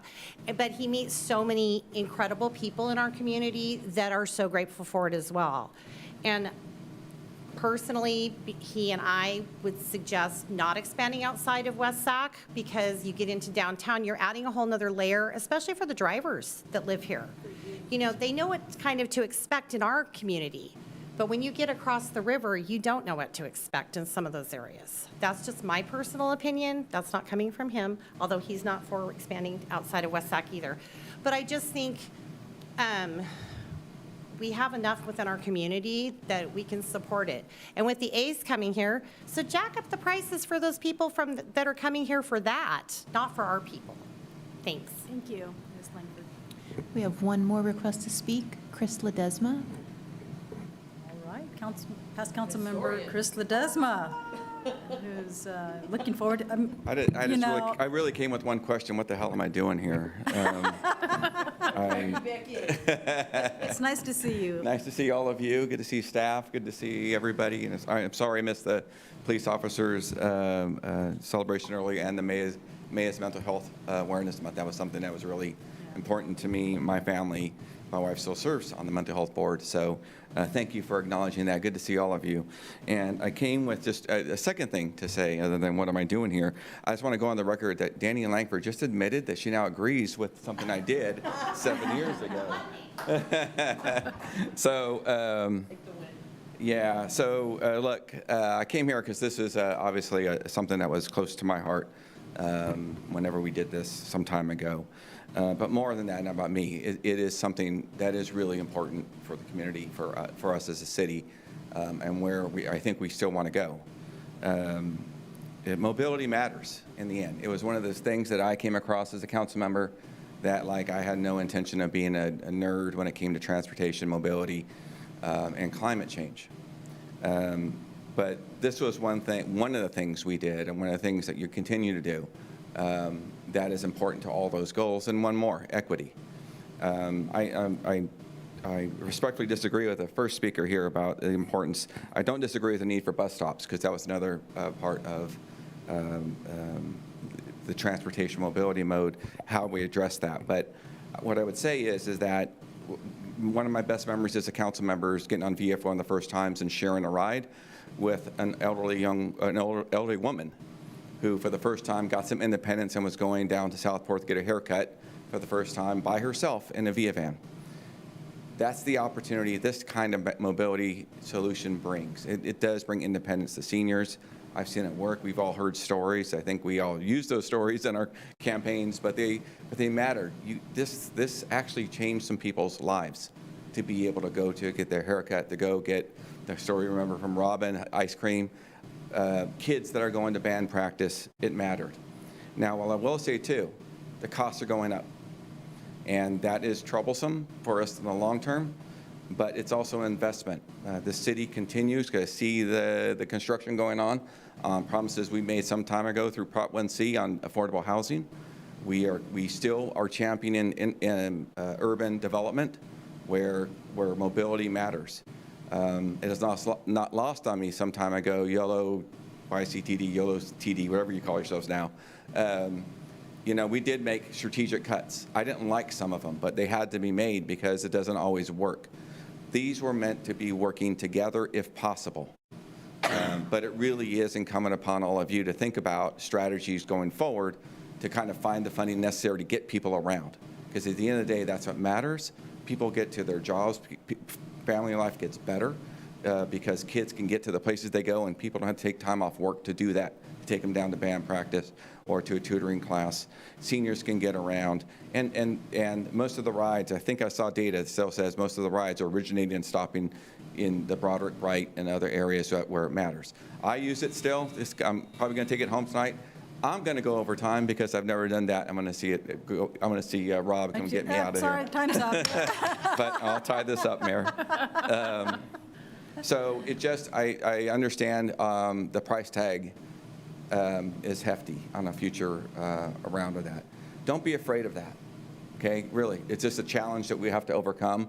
I'm sure we have one of the most creative, bright city managers here that helped us pen the very strategies we're dependent on now, that helped to give raises to our public safety officials, that helped us do all this, and I know the next time it has to do with that as well. Trust in the staff to figure it out, but guide them in the right way. We were very disciplined about this in the beginning because people wanted to go to Sacramento right off the bat. I would be cautious with that right now, and I think I actually like TMI's recommendation around pricing it appropriately. But again, I think investment in mobility. Are you coming to get me, Rob? Yes. Okay. I think it does matter. So I appreciate your time. And How it's really quickly good to see all they of you. forget, man. Thank you, Chief. Thank you all. Good to see you. Thank you, former council member. Yes, thank you. All right, bringing it back to council, now that public comment is concluded. Are there any comments? Sure. Yes, Mayor Pro Tem Early, because you are on the I am. Yolo County Transit Board, I would love to hear your thoughts. I've got lots of thoughts. Oh, I know. I do. I know. I have strong opinions about everything, but I do have lots of thoughts about this. So I had the luxury and fortune of actually inheriting many of former Councilmember Ledesma's responsibilities. One of them was YOLO Transportation District, YTD now. A couple of things.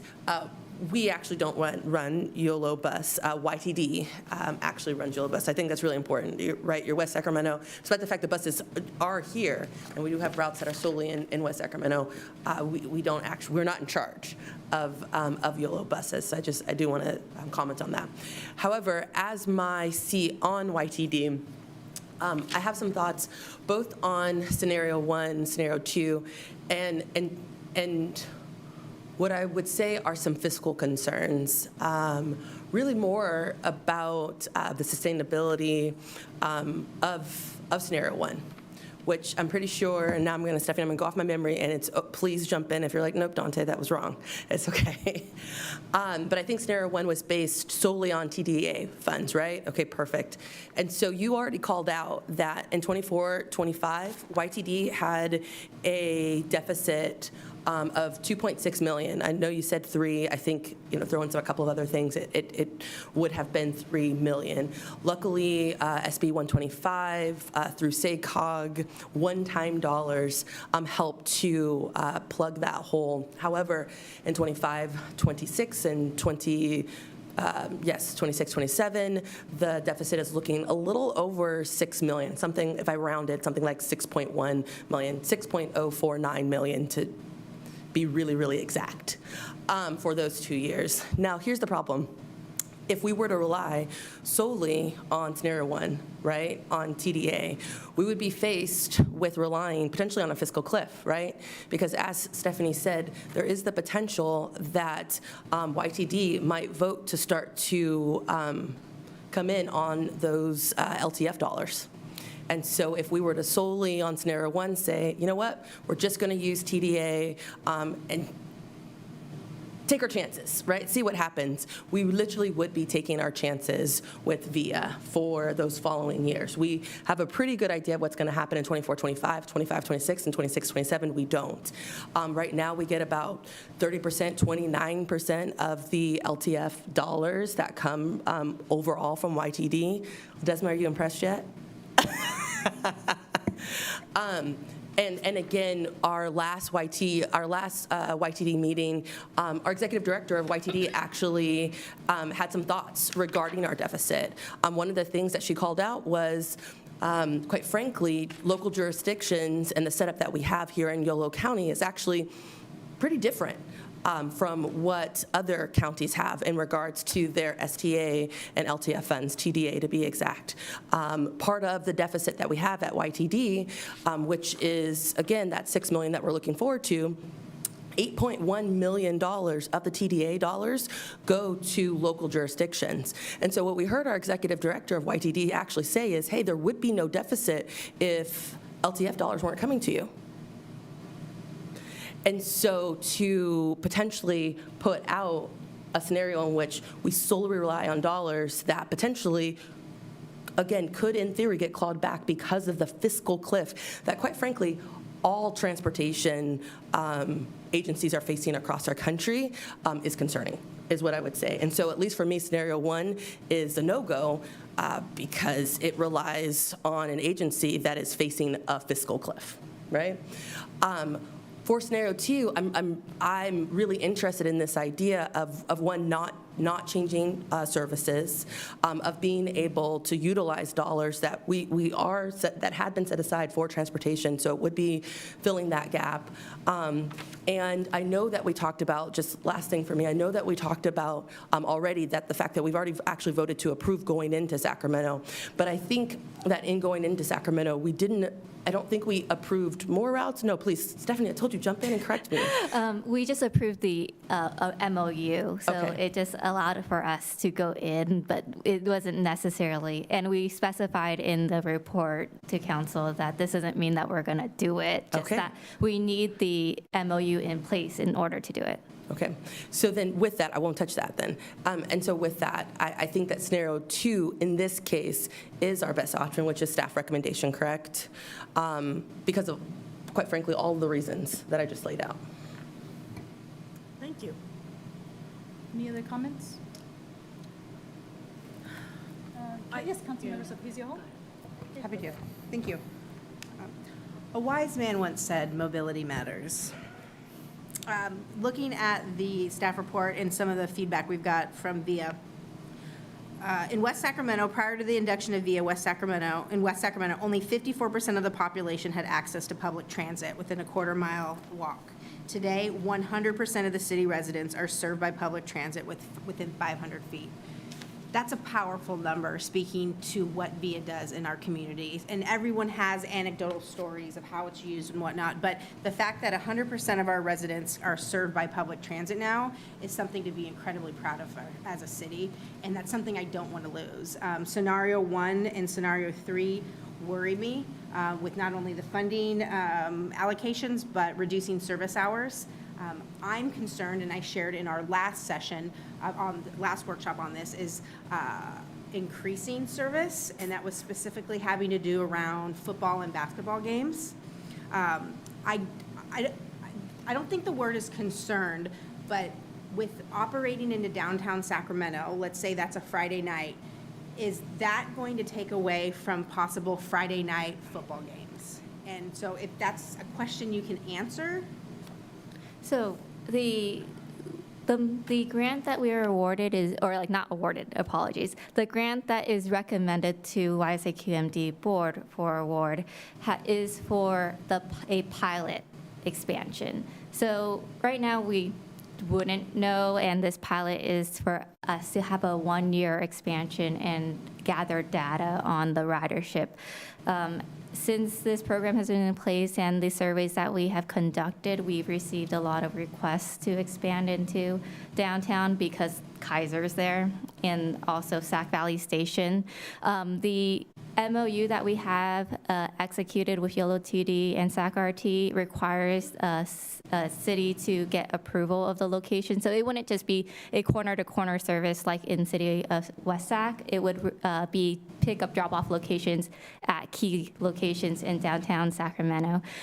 So all to say, we wouldn't know if it would affect the intra-city demand, but it's also a opportunity for us to collect that data. And given that it is a flexible service where we change the vehicles on the road on a kind of bi-monthly basis, looking at historical demand, it is something that we can track and see, and if we need to put vehicles out there, we can. Could we go back and look at the data from the football and basketball seasons? And I can help pull the dates if necessary. Sure. To see, because looking at our current unmet demand rate of 3%, that seems like an incredible number, very low. But from the feedback I've heard around those game nights, it was nobody could get a ride. And I want to see VIA continue to work and to grow, but make sure that it's meeting the needs of the residents right now. And we've already identified specific football games and basketball games that not only teammates with the band can't get to the north side of town.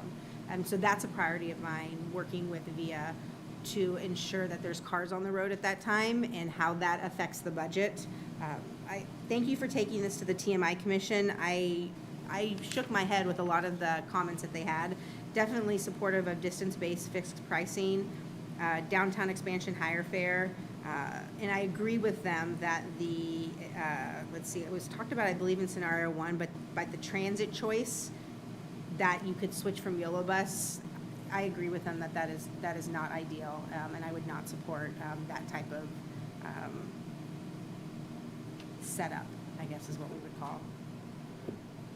Is that the feedback you're looking for? That's helpful.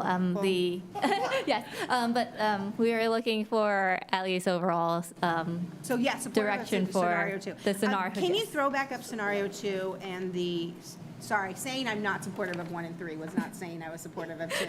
I apologize. Thank you. She's like, no, you didn't tell me anything. So this is scenario 2. The red.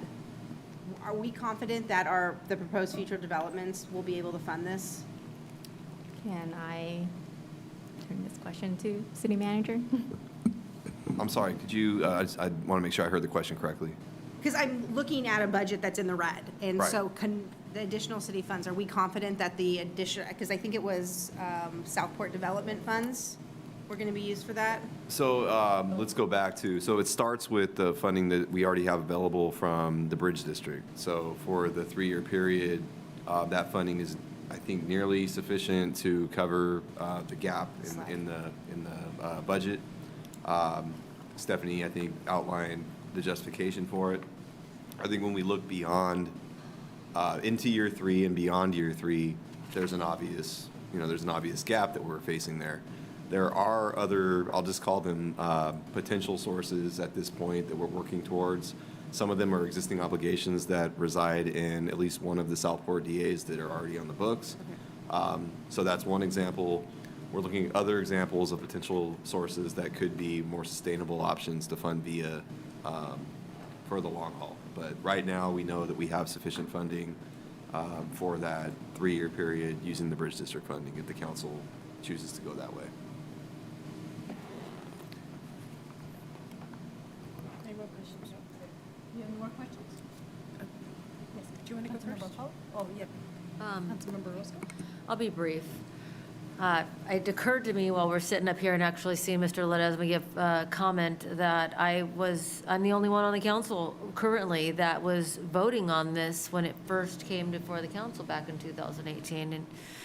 And back then, I couldn't even imagine having a subsidized Uber or Lyft in the city. I didn't know how it would work. I looked at this as with skepticism. I could imagine, but the outcomes, but couldn't visualize it at the time. And now, I'm at grocery outlet today, and I see folks getting out of their cars just to do basic grocery shopping. It is a basic needs service for many people.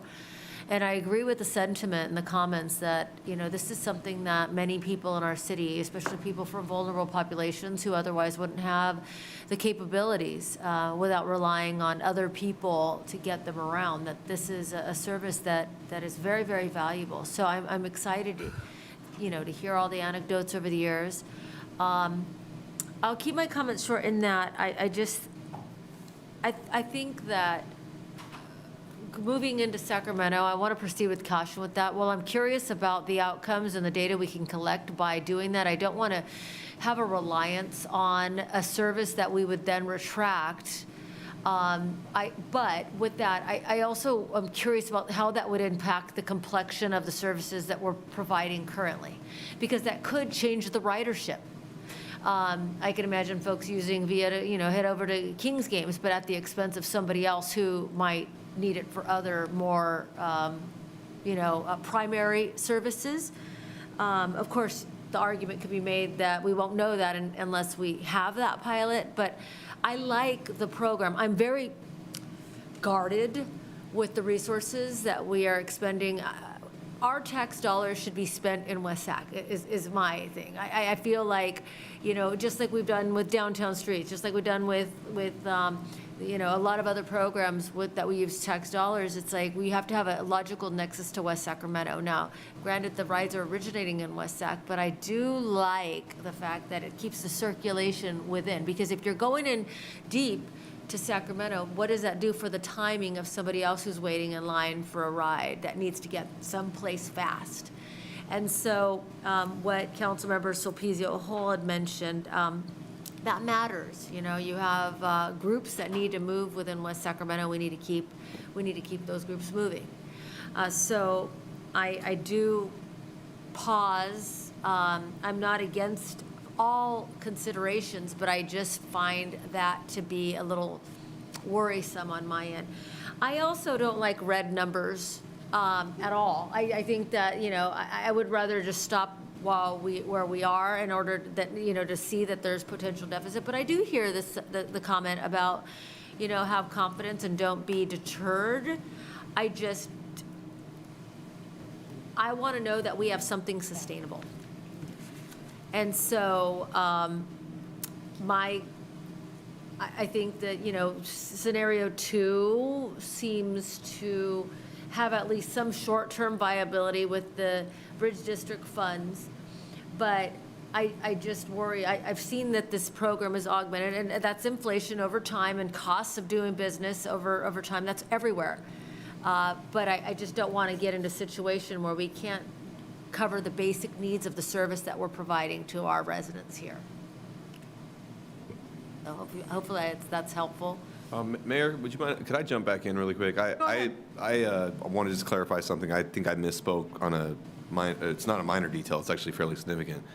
This chart here shows how the Bridge District funding gets stretched out over the 3-year period. Now, obviously, there are some assumptions we're making that are not totally certain yet, like the availability of LTF year to year, the fair revenue, things like that. So you can see even with the Bridge District money, there's still a projected deficit for the 3rd year. And that's where some of that other funding that I mentioned, whether it's some of the Southport development obligations or other sources that could come to bear, would be needed in potentially that 3rd year. So I just want to be clear that the Bridge District funding is sufficient to cover most of it. Hopefully, we'll find that it's better than the red number you're left with, but it doesn't cover 100% of the shortfall for the 3 years. Stephanie, is that right? Yes. Thank you. Okay. All right, good. Are we all done? Okay. Okay, Stephanie, it really caught my attention when they said that most of the VIA is centralized in Broderick and Bright. Most of the users are out there. We have a lot of seniors out there, and I'm a senior now, but It's really a critical program. I see the VIA out there all the time, and a lot of seniors have their licenses taken from them because they're no longer, trusted on the roads. I know my mom can't drive anymore, so this is a very valuable resource. I did have some recommendations. One of the public members spoke about seniors not having the technology to sometimes utilize VIA. For those individuals, I'm just wondering if we couldn't also require like maybe a phone number where they could pick up the phone and then call a VIA. I guess that's. There's currently a phone number where people call to pick up do a ride. We've also, when this service was launched, there were like training sessions that were offered by VIA, and at this current stage, city staff more or less like, if anyone needs assistance, we offer them to come to City Hall and we can walk them through the whole process. But also we attend like the upcoming Senior Resource Fair on Friday. I'm going to be there. We can provide like via postcards and encourage like the senior anyone centers and all? Okay, that's great. I have a question. You mentioned something about a 5.1 million gap.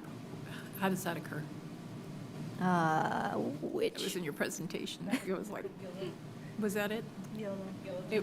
Okay.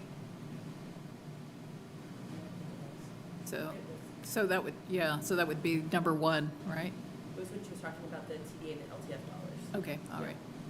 And as for long-term funding, you also mentioned that there are partners, stakeholders that may be interested in funding, especially in the South area?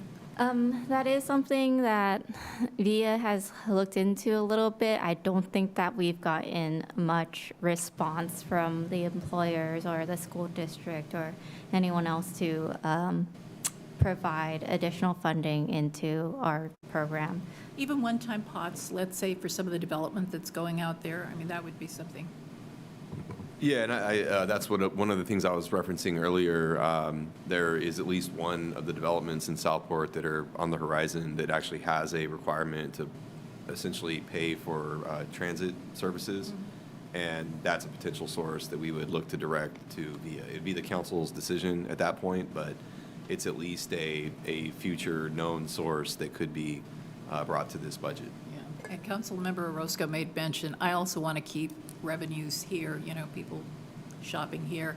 And in terms of, safety also for the drivers, you never know if someone wants to go into a part of Sacramento that may not be quite as well policed, as places in West Sacramento. That's a scary thought. But I'm thinking maybe in the pilot program, something really necessary. You mentioned Kaiser is there, and of course the rail station. So I'm thinking maybe you could limit it to that, Sacramento area. Not necessarily the Kings game, but something really essential like Kaiser and transportation, the Amtrak. So it's the only thing I wanted to mention. Thank you. Mayor Protem. Thank you. Go ahead, Jason. Sorry, Jason McCoy, Supervising Transportation Planner. I just wanted to note that that is one thing we were talking about doing in the MOU, and that Stephanie, myself, and SAC-RT have been doing is looking specifically at different locations, not from corner to corner, but specifically looking at Sac Valley Station, looking at Kaiser Light Rail Station. You literally are stealing my thunder, Jason. Dang, sir. Well, I know that that's a comment that's come up with a couple of the council members, and rest assured, that is what we were looking to do to focus our attention on that, as well as limiting who could pick up in downtown, so that you're not suddenly getting an influx of people who are using the service that aren't just trying to get to services downtown. So we're working on that to try to find a way to strategically limit use of going into downtown for those who truly need it for transportation purposes, for medical purposes. And then to also note, we have been talking about the expansion with SAC-RT as if it's only to or from like West Sac and Sacramento. You cannot go anywhere between the Sacramento like locations we would select. So just a couple things that I heard that I think are important to note. The fact that VIA, one, there's no need to really expand VIA if it is working in concert with other public transportation, right? And so it's really important that it is working together with YTD in regards to the bus routes that we do have. Light rail, I won't continue to belabor it, but again, we do have light rail expansion that is coming to West Sacramento. It is coming to West Sacramento, and so we need to keep that in mind. And then also, obviously, West Sacramento is a logistical hub, and I think we all know that. Many of the folks who live here actually don't work here. Many of them work downtown, and so I think that's important to keep in mind. Last thing, and I heard it noted, but I think it would be interesting for us to at least talk to Washington Unified School District. I actually see a lot of kids getting dropped off in the morning when I'm dropping my kiddo off in the north using VIA. And I would just be curious, during those early school morning hours, how many stops are actually happening at or around our school sites, to really get a better idea of, is it also potential that we are supporting kids getting to school? And if we were to cut, what the impact of that would be on our families and kids and their education too. And so I know we have the 2x2 that we do with Washington Unified. I think that might be something that you all should at least look at in regards to the data, because you do have the data to see, is this just anecdotal? I'm consistently behind a VIA, and my kiddo goes to school in the north every morning. So is it just her school, or is this happening throughout, particularly the north? Thank you, Mayor Pro Tem. Early, so yes, on preserving VIA current schedule and the expansion to medical facilities, because I've heard directly from members of the community who are struggling to get to visit a physician who's across the bridge. And then to additional public transportation. I have also been concerned about the cutback on, the Yolo County Transit, and those that were affected. I hope we can do a little more, and I've conversed with VIA a lot, and they did the job to reach out to me directly to a while back. And so since then, we've been connecting almost to the point where I almost toured, their office in New York. So it's, they're really invested, and I expressed my interest to see them become more invested.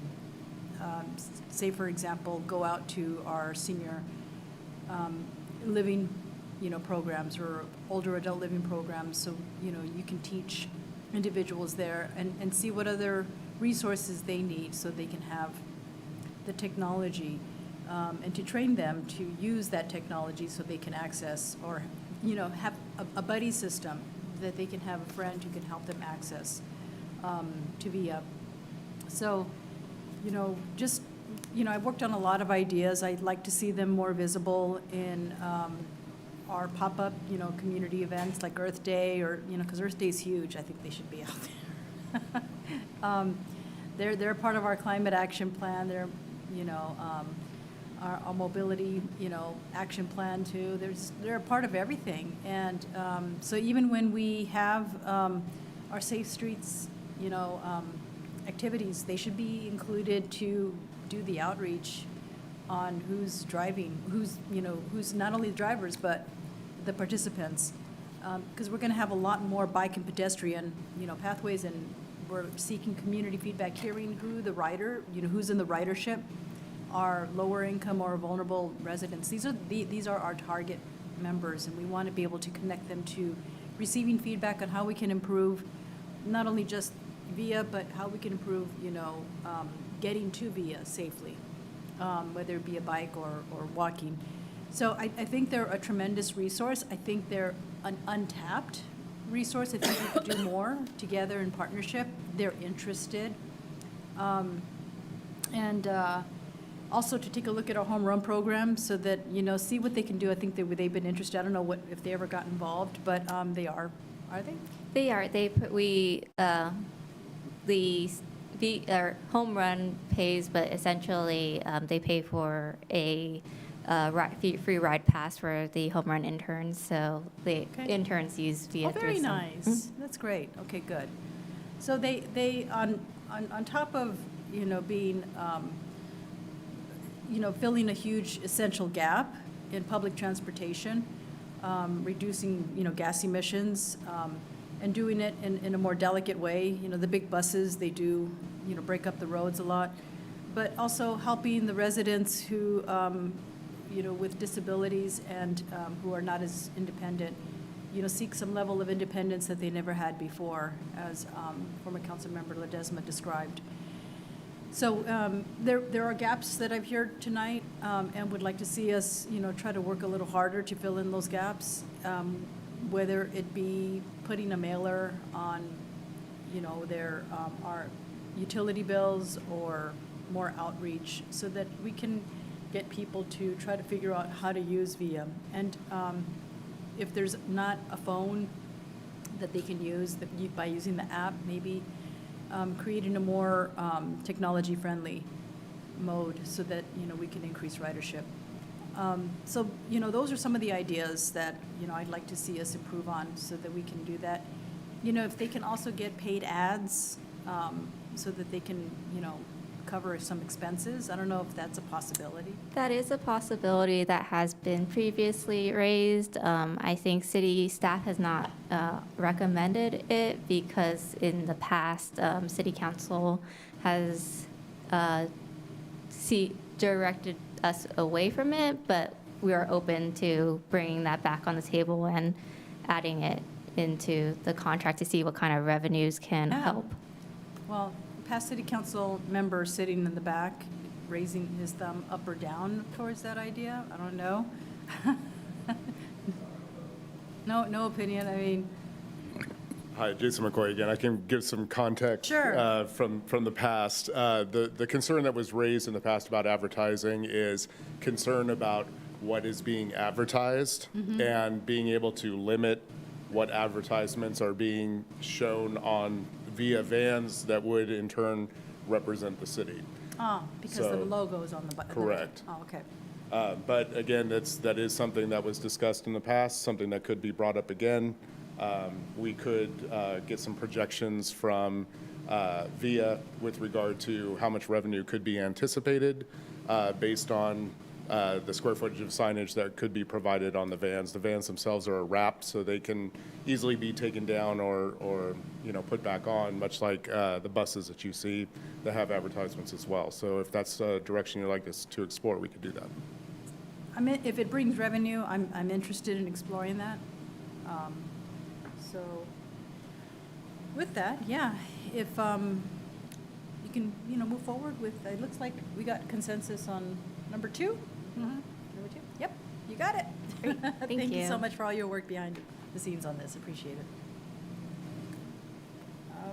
Okay, next we will go to agenda item 19. And I don't think we need to take a vote on this, right? Just feedback at this point. Yes, 18 was just a workshop, so Workshop, we'll be okay. back for consideration later. Okay, agenda item 19 is consideration of second reading and adoption of ordinance 24-7 and adoption of resolution 24-52 regarding a new local general purpose transaction and use tax.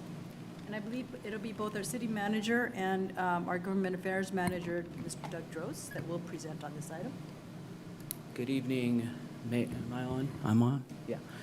Mayor and Council, Doug Drost. I think I'll just be handling the initial presentation tonight. The item before you, as you know, is a follow-up to the item that Council considered on May 1st. At that meeting, Council conducted a workshop on a potential new 1% transactions and use tax to put on the November ballot, and you provided staff with some direction to proceed on that.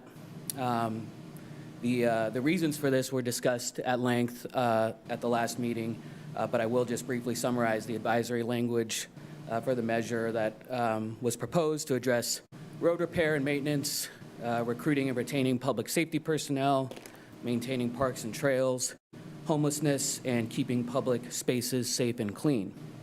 Additionally, at that May 1st meeting, the council conducted the first reading of Ordinance 24-7. This would impose the new transactions and use tax should the measure be approved by voters in November. Tonight, staff's recommending that the council waive second reading, read by title and number only, and adopt Ordinance 24-7. Staff is also recommending that the council adopt Resolution 24-52, which contains three primary components. The first is that it presents ballot language for the tax measure to the Yolo County Elections Office and asks that the measure be consolidated with the general election on November 5th. I will note here that in the resolution before you, staff did make some minor changes to the ballot language pursuant to council's direction at our last meeting. Second, the resolution authorizes the mayor to prepare a written argument in support of the measure.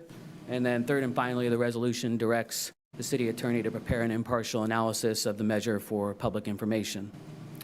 As stated in the staff report, staff expects that should this measure pass, we would return to council at a regular public meeting for direction on developing a policy and expenditure plan for the proceeds based on the uses described in the ballot language. The potential revenue generated by this measure would be tracked separately from the city's other existing transactions and use tax measures, as well as separately from other general fund revenues. This separate account would be audited annually by independent financial auditors, with annual expenditure reports provided to the public and presented to the council at regular public meetings. That concludes my presentation. Happy to answer any questions.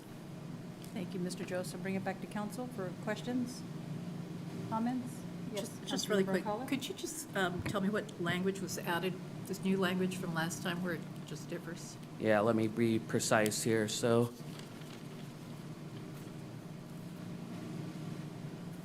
in the last stanza, I guess,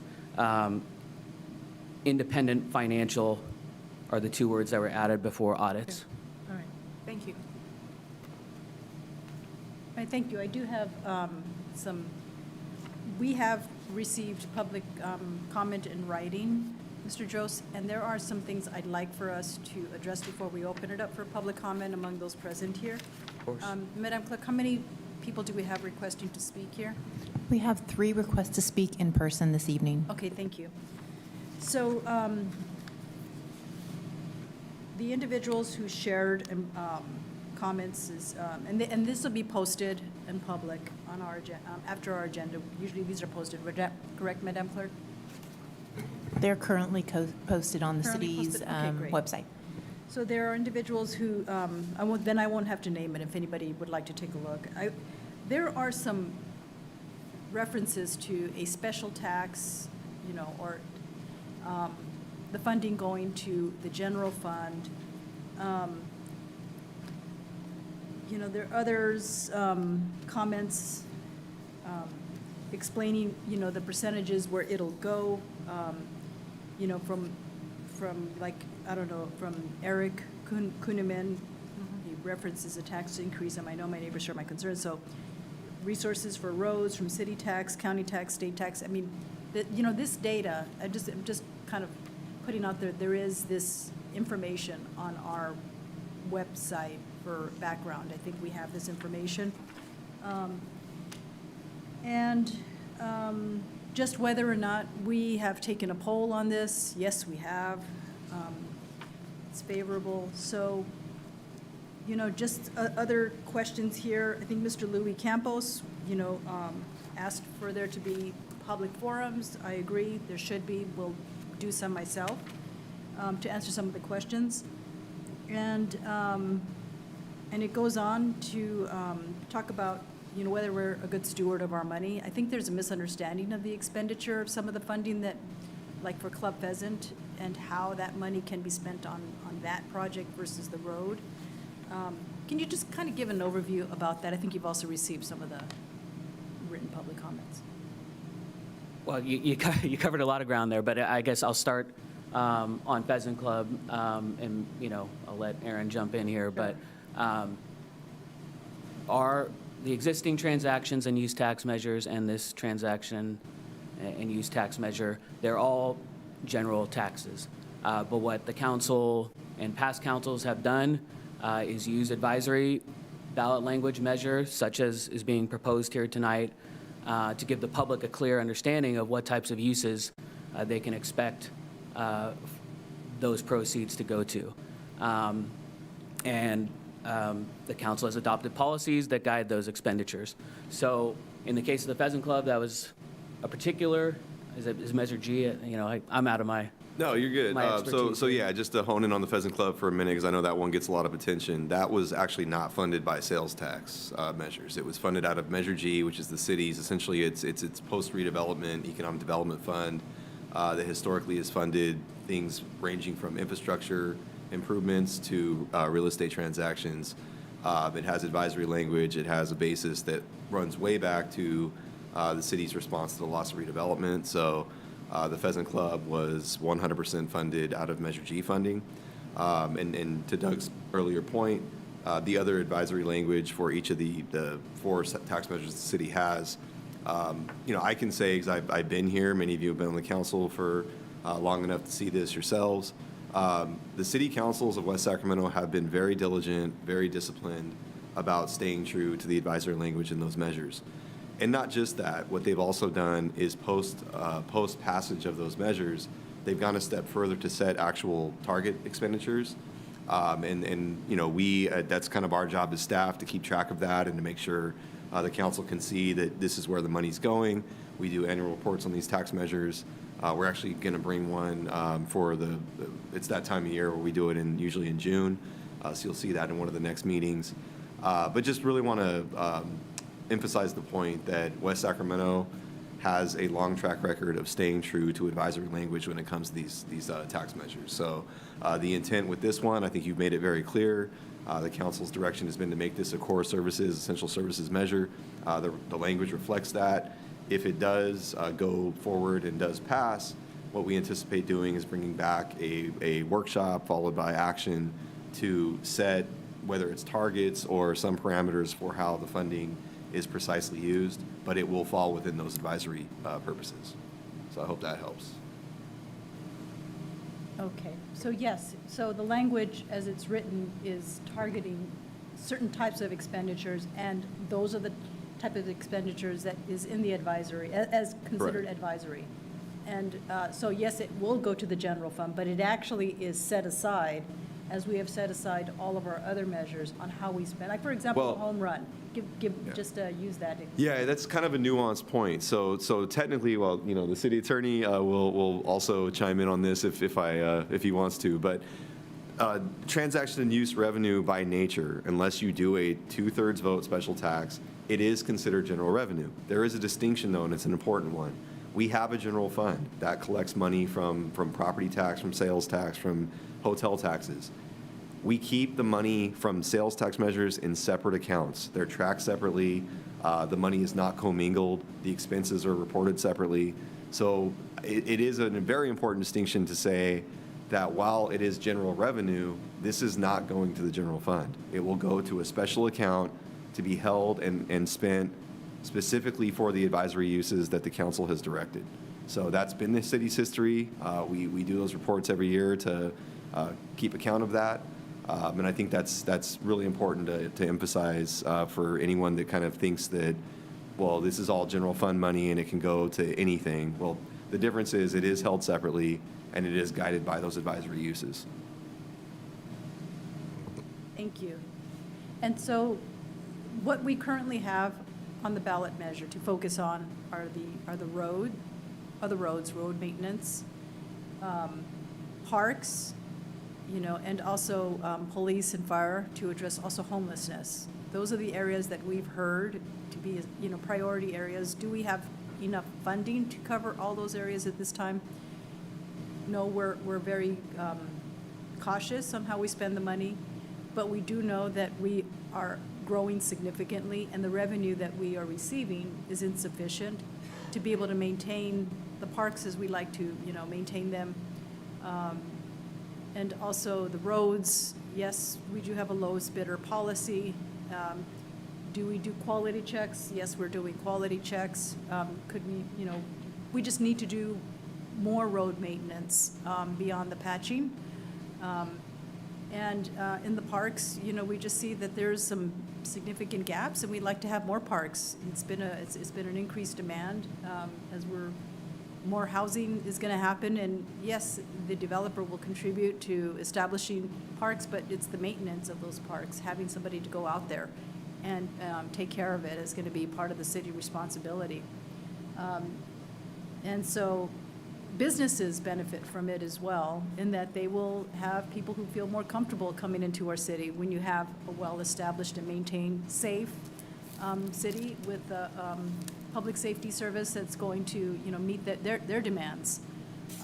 You know, and seeing, again, describing earlier how the fire department has increased from 8,000 calls, you know, in 2013 to, you know, 11,500, and not an increase in, you know, fire safety, you know, but just a fire department is daunting. And I do know that we need to have at least one more fire engine in the area, in the Bridgeway Lakes. I think we are currently lacking.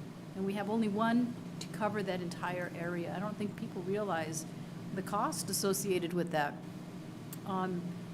It costs about, you know, just to get that started, you know, to have 9 firefighters for the entire shift that's covering that. The fire truck itself is more expensive. And the cost of, you know, inflation is increasing the cost of doing that type of work. So with that, we're trying to meet those demand for services and putting this before the voters to make that decision.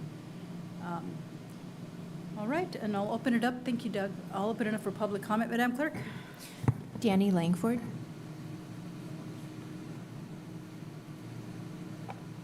Hello again, Ms. Langford. I was going to go last. Mrs. Langford. Alrighty. So I wrote out a bunch of stuff. I'm going to shoot from the hip. Advisory. That's a huge concern on many of our parts. Most of us will fight against this tax measure. Yes, we need police. Yes, we need fire. Yes, we need our roads. But when we see you guys borrow from Peter to pay Paul to take out of traffic impact to fund the Sycamore Trail, or I call it the Homeless Highway Bridge, we see these kind of things, of course, we're going to question it. There is a clear understanding. We see how money is spent.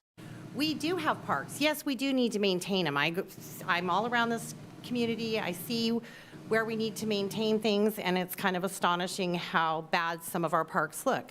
But when you have this advisory language in here, if you said it was specifically police and fire and roads, you could get it to pass. But we have so many people in our community hurting financially. You have the county and school district that messed up on the tax issue, plus the county messing up on the other tax issue. People can't afford this. And quite frankly, me and my family, we'll go shop somewhere else because we're going to be one of the highest sales taxes in all of Sacramento area. We'll take our business somewhere else. And I know this will hurt small businesses in our community. It will hurt the low-income people in our community. It's just astonishing that we're even talking about doing this under the climate that we just lived through with the tax debacle with Washington Unified's bond tax. I'm very upset about this even being on here because I haven't seen it spent wisely in the past. We have been promised police, fire, levies, roads, parks, homeless, on all the tax measures that we've had practically. Maybe homeless wasn't on there at first, but we have been promised those things. But yet we have, how many hundreds of millions do we have in an account for the streetcar to nowhere that Sacramento's not even going to be part of anymore? That's coming out of one of our tax measures, or 2 or 3 or 4 of them. I don't know how many. We do need an accounting of all the money that's already being raised and spent. The poll was horribly skewed. I got the poll call, and it was a joke. It was an absolute joke because it was skewed towards what you guys wanted or what the city staff wanted as the outcome, not what the community truly felt. Because every time I overcame it, or every time I made an objection or something, they overcame it and skewed it towards the way the city wanted it to be skewed. Let's be real. I know about polls, been around a long time. It's just sad to me that we're trying to continually put this on the backs of the taxpayers when we are not seeing money spent the way we were promised it to be spent, especially for our police and fire. The fact that you guys borrowed money from police facilities to purchase other properties is very disturbing, and those are one of the things that are going to mess up with this tax thing. Thank you, Ms. Langford. Pat Flint?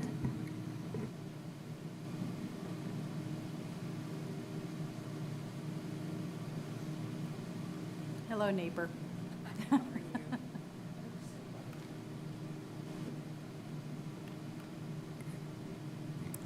You know, I support fire, police, and safety of this community. It's been number one on my agenda forever. The question is, how many tax measures need to be approved before we see results? I've been waiting for at least 15 years for fire and police to catch up to the quality that they need, the equipment that they need. Then I see our manager go on TV and say, oh, we could possibly buy a fire truck for Station 45. When I know in a developer agreement, they are required to purchase a truck for 45. So Aaron, that's maybe not quite a lie, but close to it. Because you know in the development agreement that they will provide trucks. In another development agreement, they're going to provide some training for police. I mean, I can't remember everything because my mind's getting so old. But you state that the money can be used for repairing roads, supporting police, fire, basic infrastructure, and then the ending statement says the money can be used any way you want.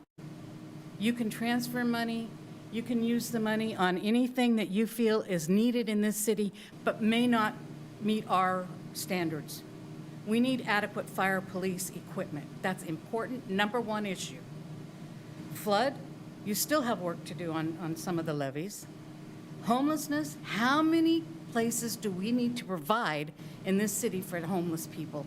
I'm with you, Martha. I understand your heart. I understand where you're coming from. I love people. I want to see them succeed. I want to house and feed them. But how many can we do in this little city of 50,000 people? We just can't afford to do it. The people can't afford new taxes. And I'm like Danny. I will go across the river before I will pay 9% here in this city. And I love this city. But I really am getting really disappointed in all of you and the manager for not listening to the public and not meeting public needs. This could be $40 million for you to all spend any way you see fit. $40 million. 5 tax measures in what, the last 10 years? Maybe not even that, maybe less. The city can't afford it. When will you learn that this city and the people in this city cannot be taxed to death? I know you're waiting for us to die. I know you're waiting for all of us that have a history to move out of this city. And believe me, if I didn't have grandkids living next door to me and I didn't have family in this city, I'd be gone because I'm disappointed. And I grew up here. I'm 75 years old, and I've lived this community my entire life, except for the few years I went with my husband in his Air Force career. And right now, I'm tired of sitting at City Hall and having you smirk. Oh, yes, it is. And I'm tired of you not listening and meeting public needs. We need a police department that's fully staffed, and we need a fire that's fully staffed. Thank you. Thank you, Ms. Flint. Suzanne John? I do want to be clear. I was not smirking. I was nodding and understanding you, not smirking. I do want to be clear about that. I was not smirking. Suzanne Johnson? Hello again, Ms. Johnson. Hi there. I feel like we should get an award for staying until 10 o'clock. I 'Cause know. My grandson is texting me, asking me to come home. And tomorrow morning, I'm going to an assisted living, and I'm doing foot care. So I have to be there at 9. So it's that I'm here is a good thing. Do you want to raise the podium a little bit? Oh, you can't. I'm one of those people that if you said don't shout, I might get in trouble because I just speak loud. 2 weeks ago, this topic was brought to the council as a workshop, in the form of a workshop. And I will admit, I do not religiously follow the council agendas, and I did not even learn about this until the next day when actually a reporter called me to ask, kind of what was going on. I assume that others were equally unaware because when I did watch the replay, I saw a paucity of individuals in the gallery. However, this item is of extreme concern and importance because the property tax or the proposed tax will have an impact on all of us. Regardless of what happened 2 weeks ago, I'm here tonight to express my concerns. First, now is just not a good time.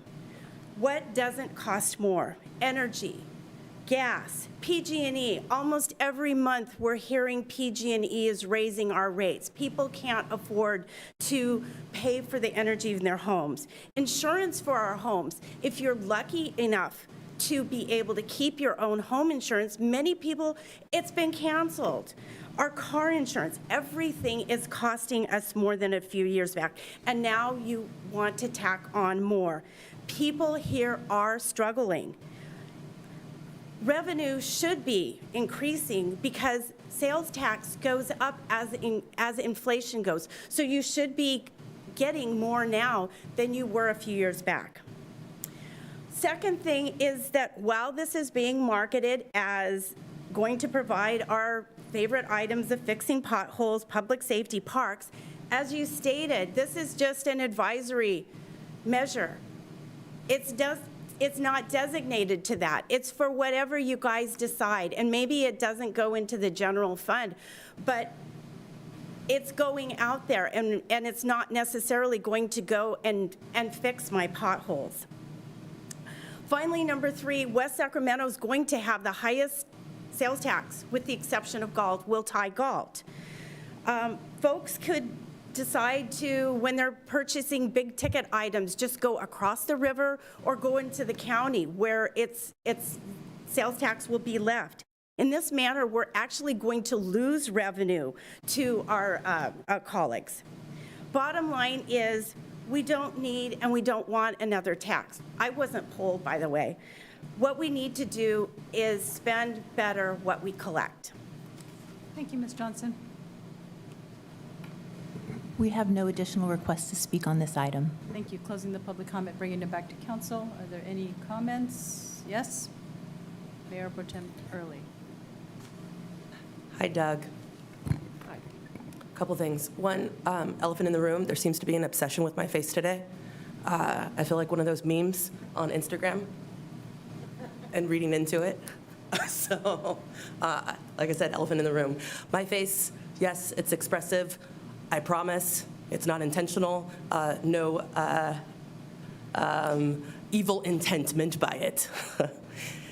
Fascinating. Okay, so I do think that it is important to know that we really actually do need additional revenue. Our mayor, I think, did a really great job of setting up where we are going as far as the growth that we have had in our city and how we really have, I think, done a really good job. And our city manager also expressed that in using the dollars, the tax dollars that we have had thus far and putting them exactly where the measures and the intent behind those measures were. The problem is that there's just not enough dollars. It was interesting, we heard one public comment talk about the development agreements, which is absolutely true. And quite honestly, the road on Southport, actually Jefferson, going right past Marshall, for many, many, many years, we waited actually for a development agreement to fix that road.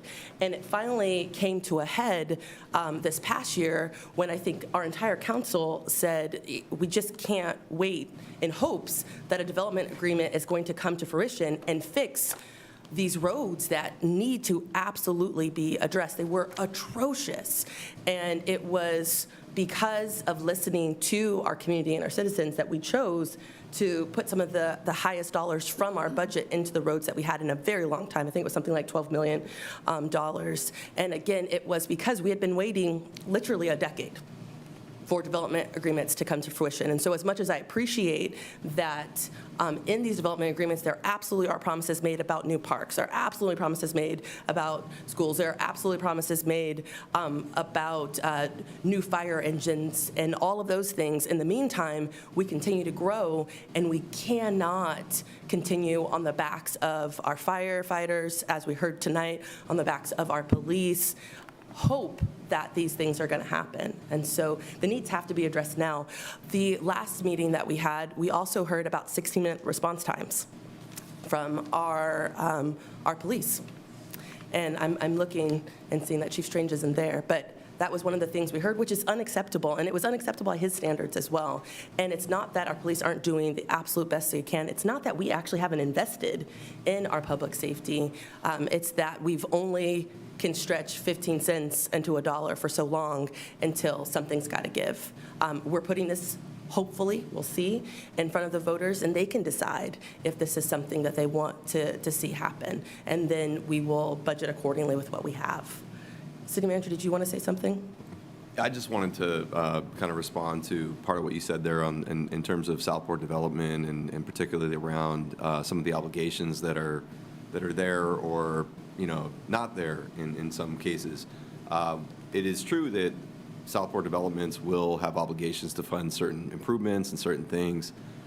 We do not have a single development agreement of any of the ones on the horizon that is obligated to completely bring back Engine 45 and the staffing. So we are negotiating obligations that we hope to bring forward to council that will help contribute to that. But you're correct in pointing out that it sort of is a uncertainty at this point. The need is there right now on that particular issue. And so and that's not the only one either. There are other things that I think this council has aimed to really raise standards about, whether it's road maintenance or parks maintenance, that yes, additional development will bring in revenue that will contribute to it, but we have the need today, and I think the council has made it clear that you want to not just address that need, but raise standards around all of those issues, whether it's public safety or maintenance. So I just want to clarify that. Thank you. Councilmember Sulpicio Hall. Thank you, Madam Mayor. Yes. The meeting on the 1st and now the meeting tonight, this really feels like this is the start of the conversation with the community. And there's a lot more conversations that are going to be had. I've started having them with constituents about the need for this and what we want to do with the money. And, people, they want to ensure that their tax dollars are being spent wisely. And I'm confident that we can share that data of our prudent spending of our tax dollars and where the money's gone. So that residents are comfortable with what we're doing with our previous tax dollars. But we can also, and I love this workshop will be fantastic, so we can discuss what we plan to do with the money as well. We will do what we say we're going to do with this money, and we are elected officials, and we can be held accountable at the polls. And I want to be held accountable for this money because we're going to do with it what we said we're going to do with it. At our last meeting, we had unanimous support from the council. I'll throw it out there. I don't know if it's possible, but the ballot language, if the entire council could sign it in support of the measure, if that's something that we could do to have all of our names behind it. If you're referring to the argument for that must be submitted, yes, the statute allows for the entire council, if you so choose, to sign on. It's worded so that the mayor has the responsibility, but it also says that the entire city council is able to sign. Make that just an idea for us as we move forward. But I won't share say the same thing that I said in the last meeting, but this really is an essential services measure, and it's what kind of community that we want to be, and it's the community that supports our first responders and pays them adequately, that our homes are better protected because we have a fire engine in Southport, that we continue to lead in addressing homelessness, that we add miles to trails, but we also maintain those trails. But at the end of the day, there's an element of trust here and conversations with the community that they understand that we will do what we say we're going to do with this money, and that we have stakeholder support along the way. Any other comments? I also voted in support of this measure. All of us did. We understand how important it is. When the public comes out and they're telling us they need certain things, we agree, and we know we have to provide them. But the It's just not there. And I guess what I've got some feedback is on the language. I guess some people have been calling me about some concerns with the language that we have on there under general government use. They feel that it should be much more specific to what has been mentioned, you know, the repair of potholes, increased police. I think that's one of the concerns that I'm getting from folks. I wanted to. Yeah, I understand that. If you do not say it's for general government use, then it becomes a special tax for specific purposes, and that's a different voter threshold. Right, the 2/3, right? Correct. Right, and there are sort of, we completely understand that sentiment out there, and it's just a consequence of the law where you have to say, you have to use certain wording to do a transaction use tax unless you make it a special tax, and then it has to pass by a 2/3 majority. I'll just reiterate, I think you look at the track record of West Sacramento and the previous city councils, including this one, all of our measures thus far have been general use transaction use tax measures. The councils have been very disciplined about staying true to the advisory language. So we understand that, but it is the limitation of the law that you have to say certain parts, including general government use, but you're allowed to have advisory language in there as well. And like I said, this is how this is modeled, just like the previous tax measures. And I think the comments that you've made tonight are just an affirmation that you have every intention to stay true to the advisory language and develop policy around that. And that's what we would recommend doing, just like we've done before. I think that it's not just a decision that the council is making, it's a decision that the whole city's going to make when they get out there and they vote on November 5th. Agreed. And if it passes, we will have additional funding for the things that the city wants. If it doesn't, well, that's a road we're going to have to all share in. So, that's it. Thank you. Got any other comments? No? Okay, I just would like to add that I appreciate the emails that we received under public comment. I will reach out to the individuals here when we have and I also recommend that when we have any kind of public, we connect any other engagement with the public. I would like to stay connected with the members of the community who reached out to us via email, informing them about what our outcome was, and also to stay in touch with us. I would like to connect with them, meet with them, just sit with them and talk a little more about why we're moving this forward, and also to give a chance to the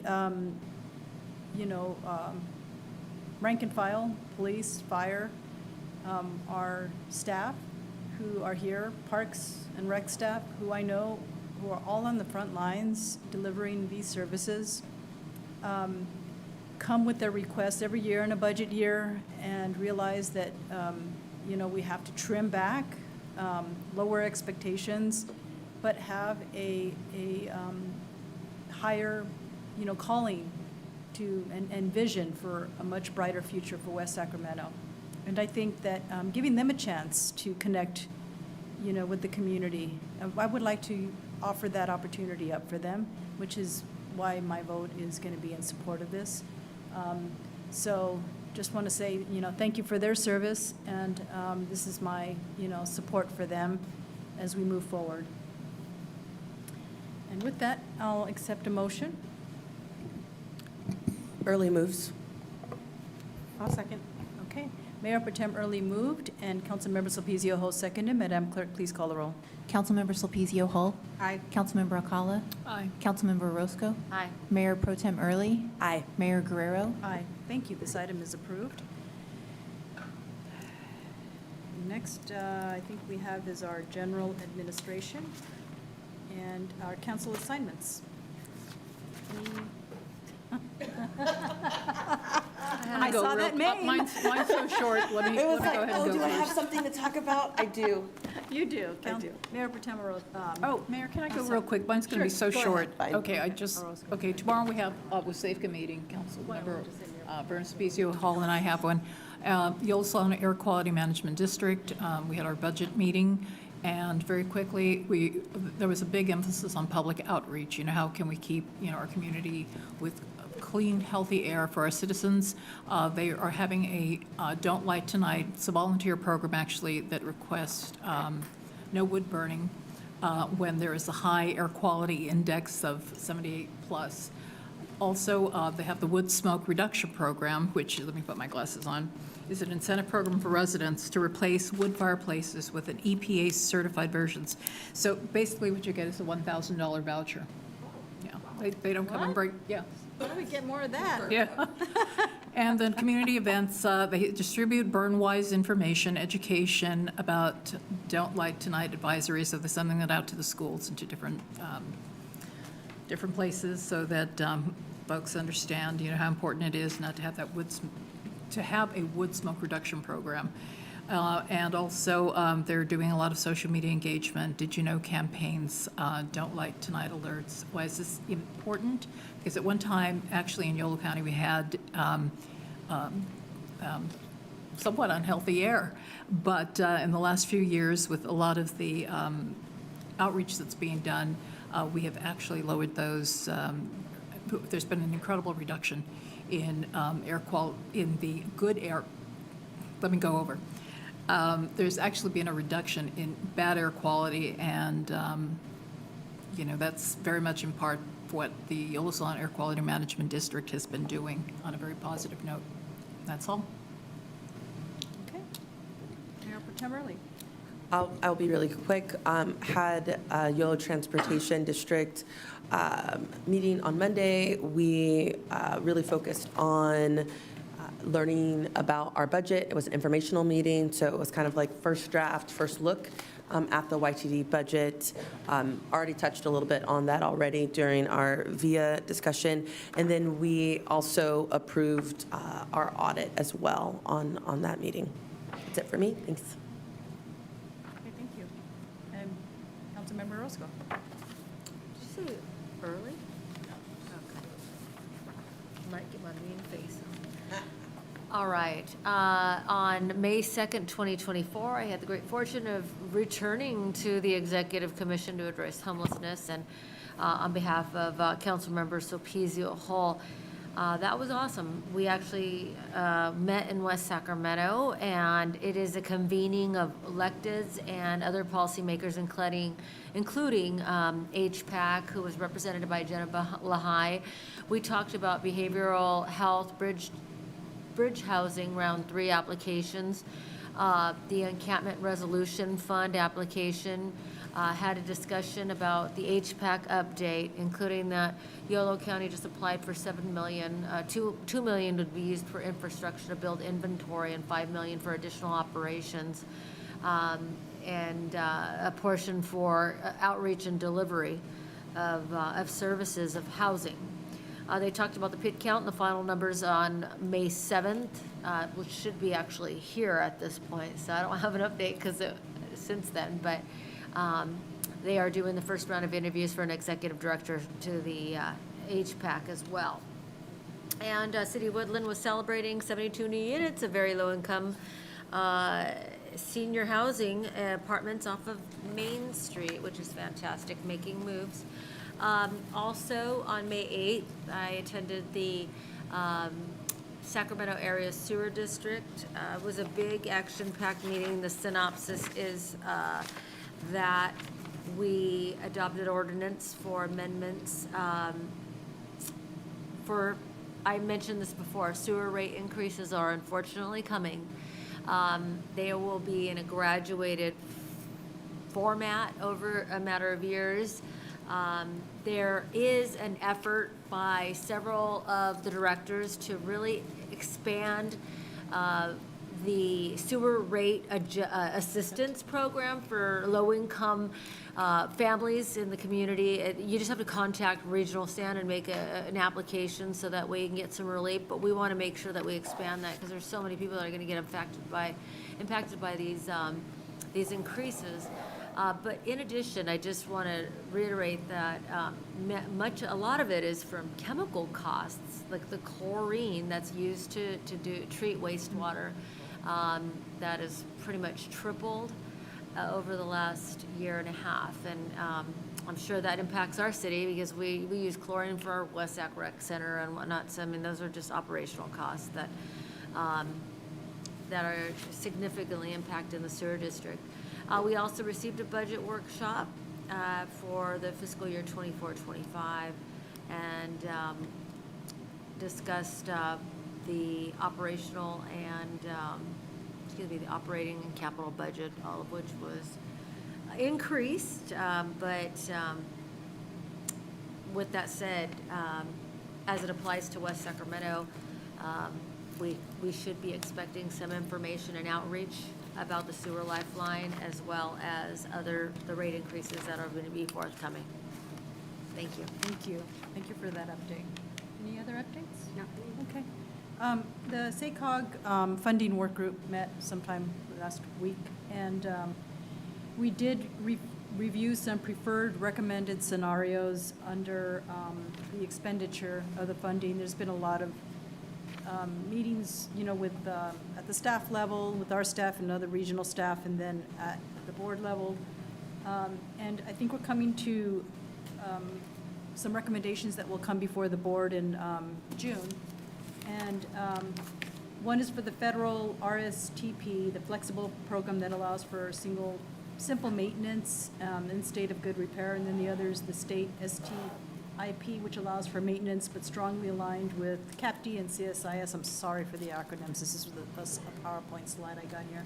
So it addresses, these will address the maintenance needs and concerns and aligns with both state and federal funding and strategic use of funding and diverse project submittals. It also allows for focuses on investment in existing infrastructure network and advances project prioritization efforts. There will be a limit to the number of, we're trying to bundle some of these applications instead of one city submitting like 15 applications, hoping they'd get something. We're trying to narrow that down and provide a cap. So trying to bundle them up a little more. So it's a little more reasonable in addressing what it is that can be funded. And so I think what we're trying to accomplish now more so, because all the cities in the region are experiencing the same conditions we are, needing funding for road maintenance, and also continuing to build on expanding for the infrastructure, needs that they have in their city. As their city grows, they need more roads. So there was a lot of consensus and agreement on that, and we're going to continue to move forward in those discussions. Last week, I was in Washington, D.C. with the Democrat Mayors Association.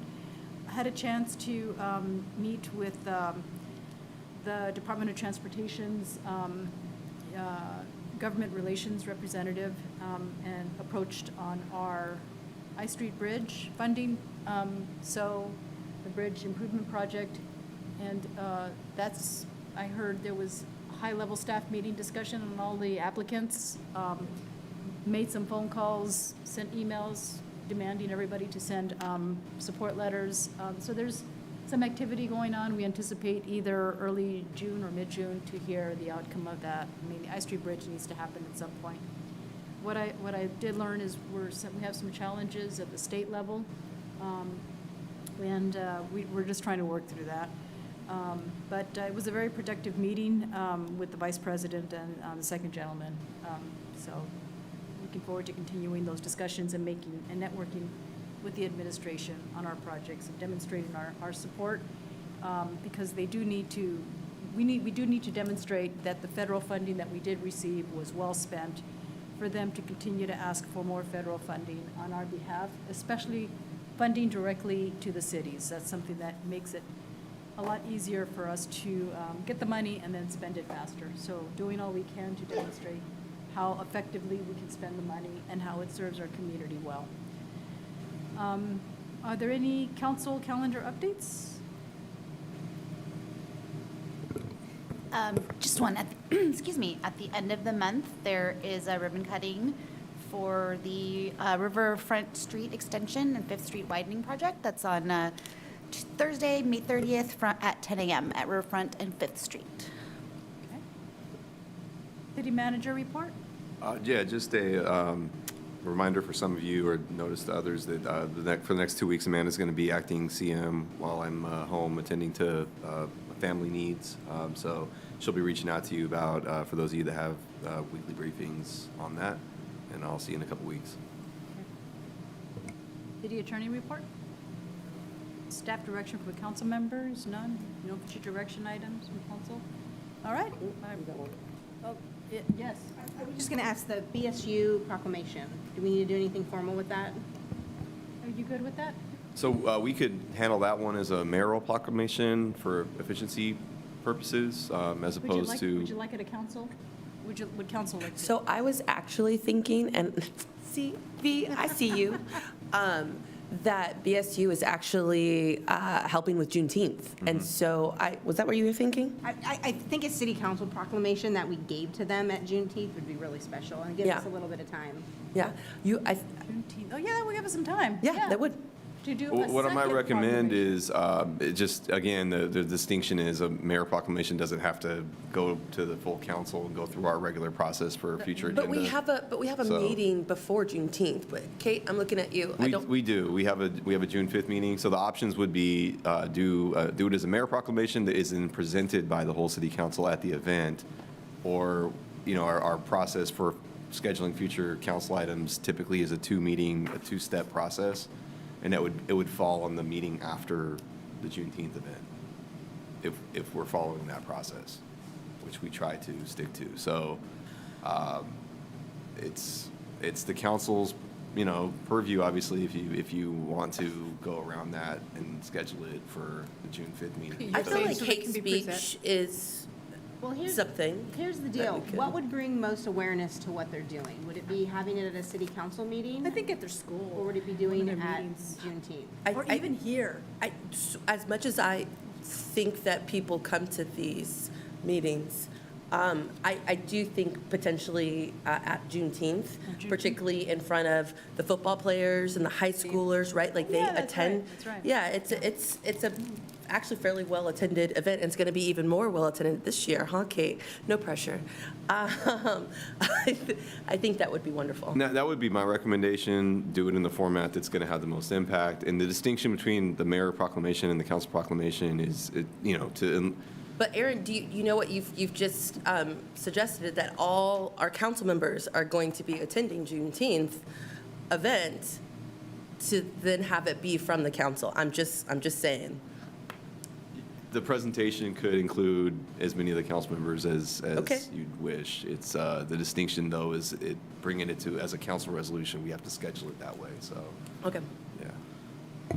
So I think my recommendation would be do it as a mayor proclamation that's then presented by whichever council members are in Is that attendance. okay? Yeah. I'm fine with that. Yeah, Okay, yeah, great. I'm We'll good. do it that way. We didn't, that wasn't a vote or anything. We're not. Not Okay, a just vote. making Brown, okay, I'm looking at you, attorney. With that, I'll accept a motion to adjourn. Early moves. I'll second. Okay, Mayor Pro Tem Early moved, and Councilmember Sulpicio Hall seconded. Madam Clerk, please call the roll. Councilmember Sulpicio Hull. Aye. Councilmember Alcala. Aye. Councilmember Orozco. Aye. Mayor Pro Tem Early. Aye. Mayor Guerrero. Aye, we are now adjourned. Good night, everybody.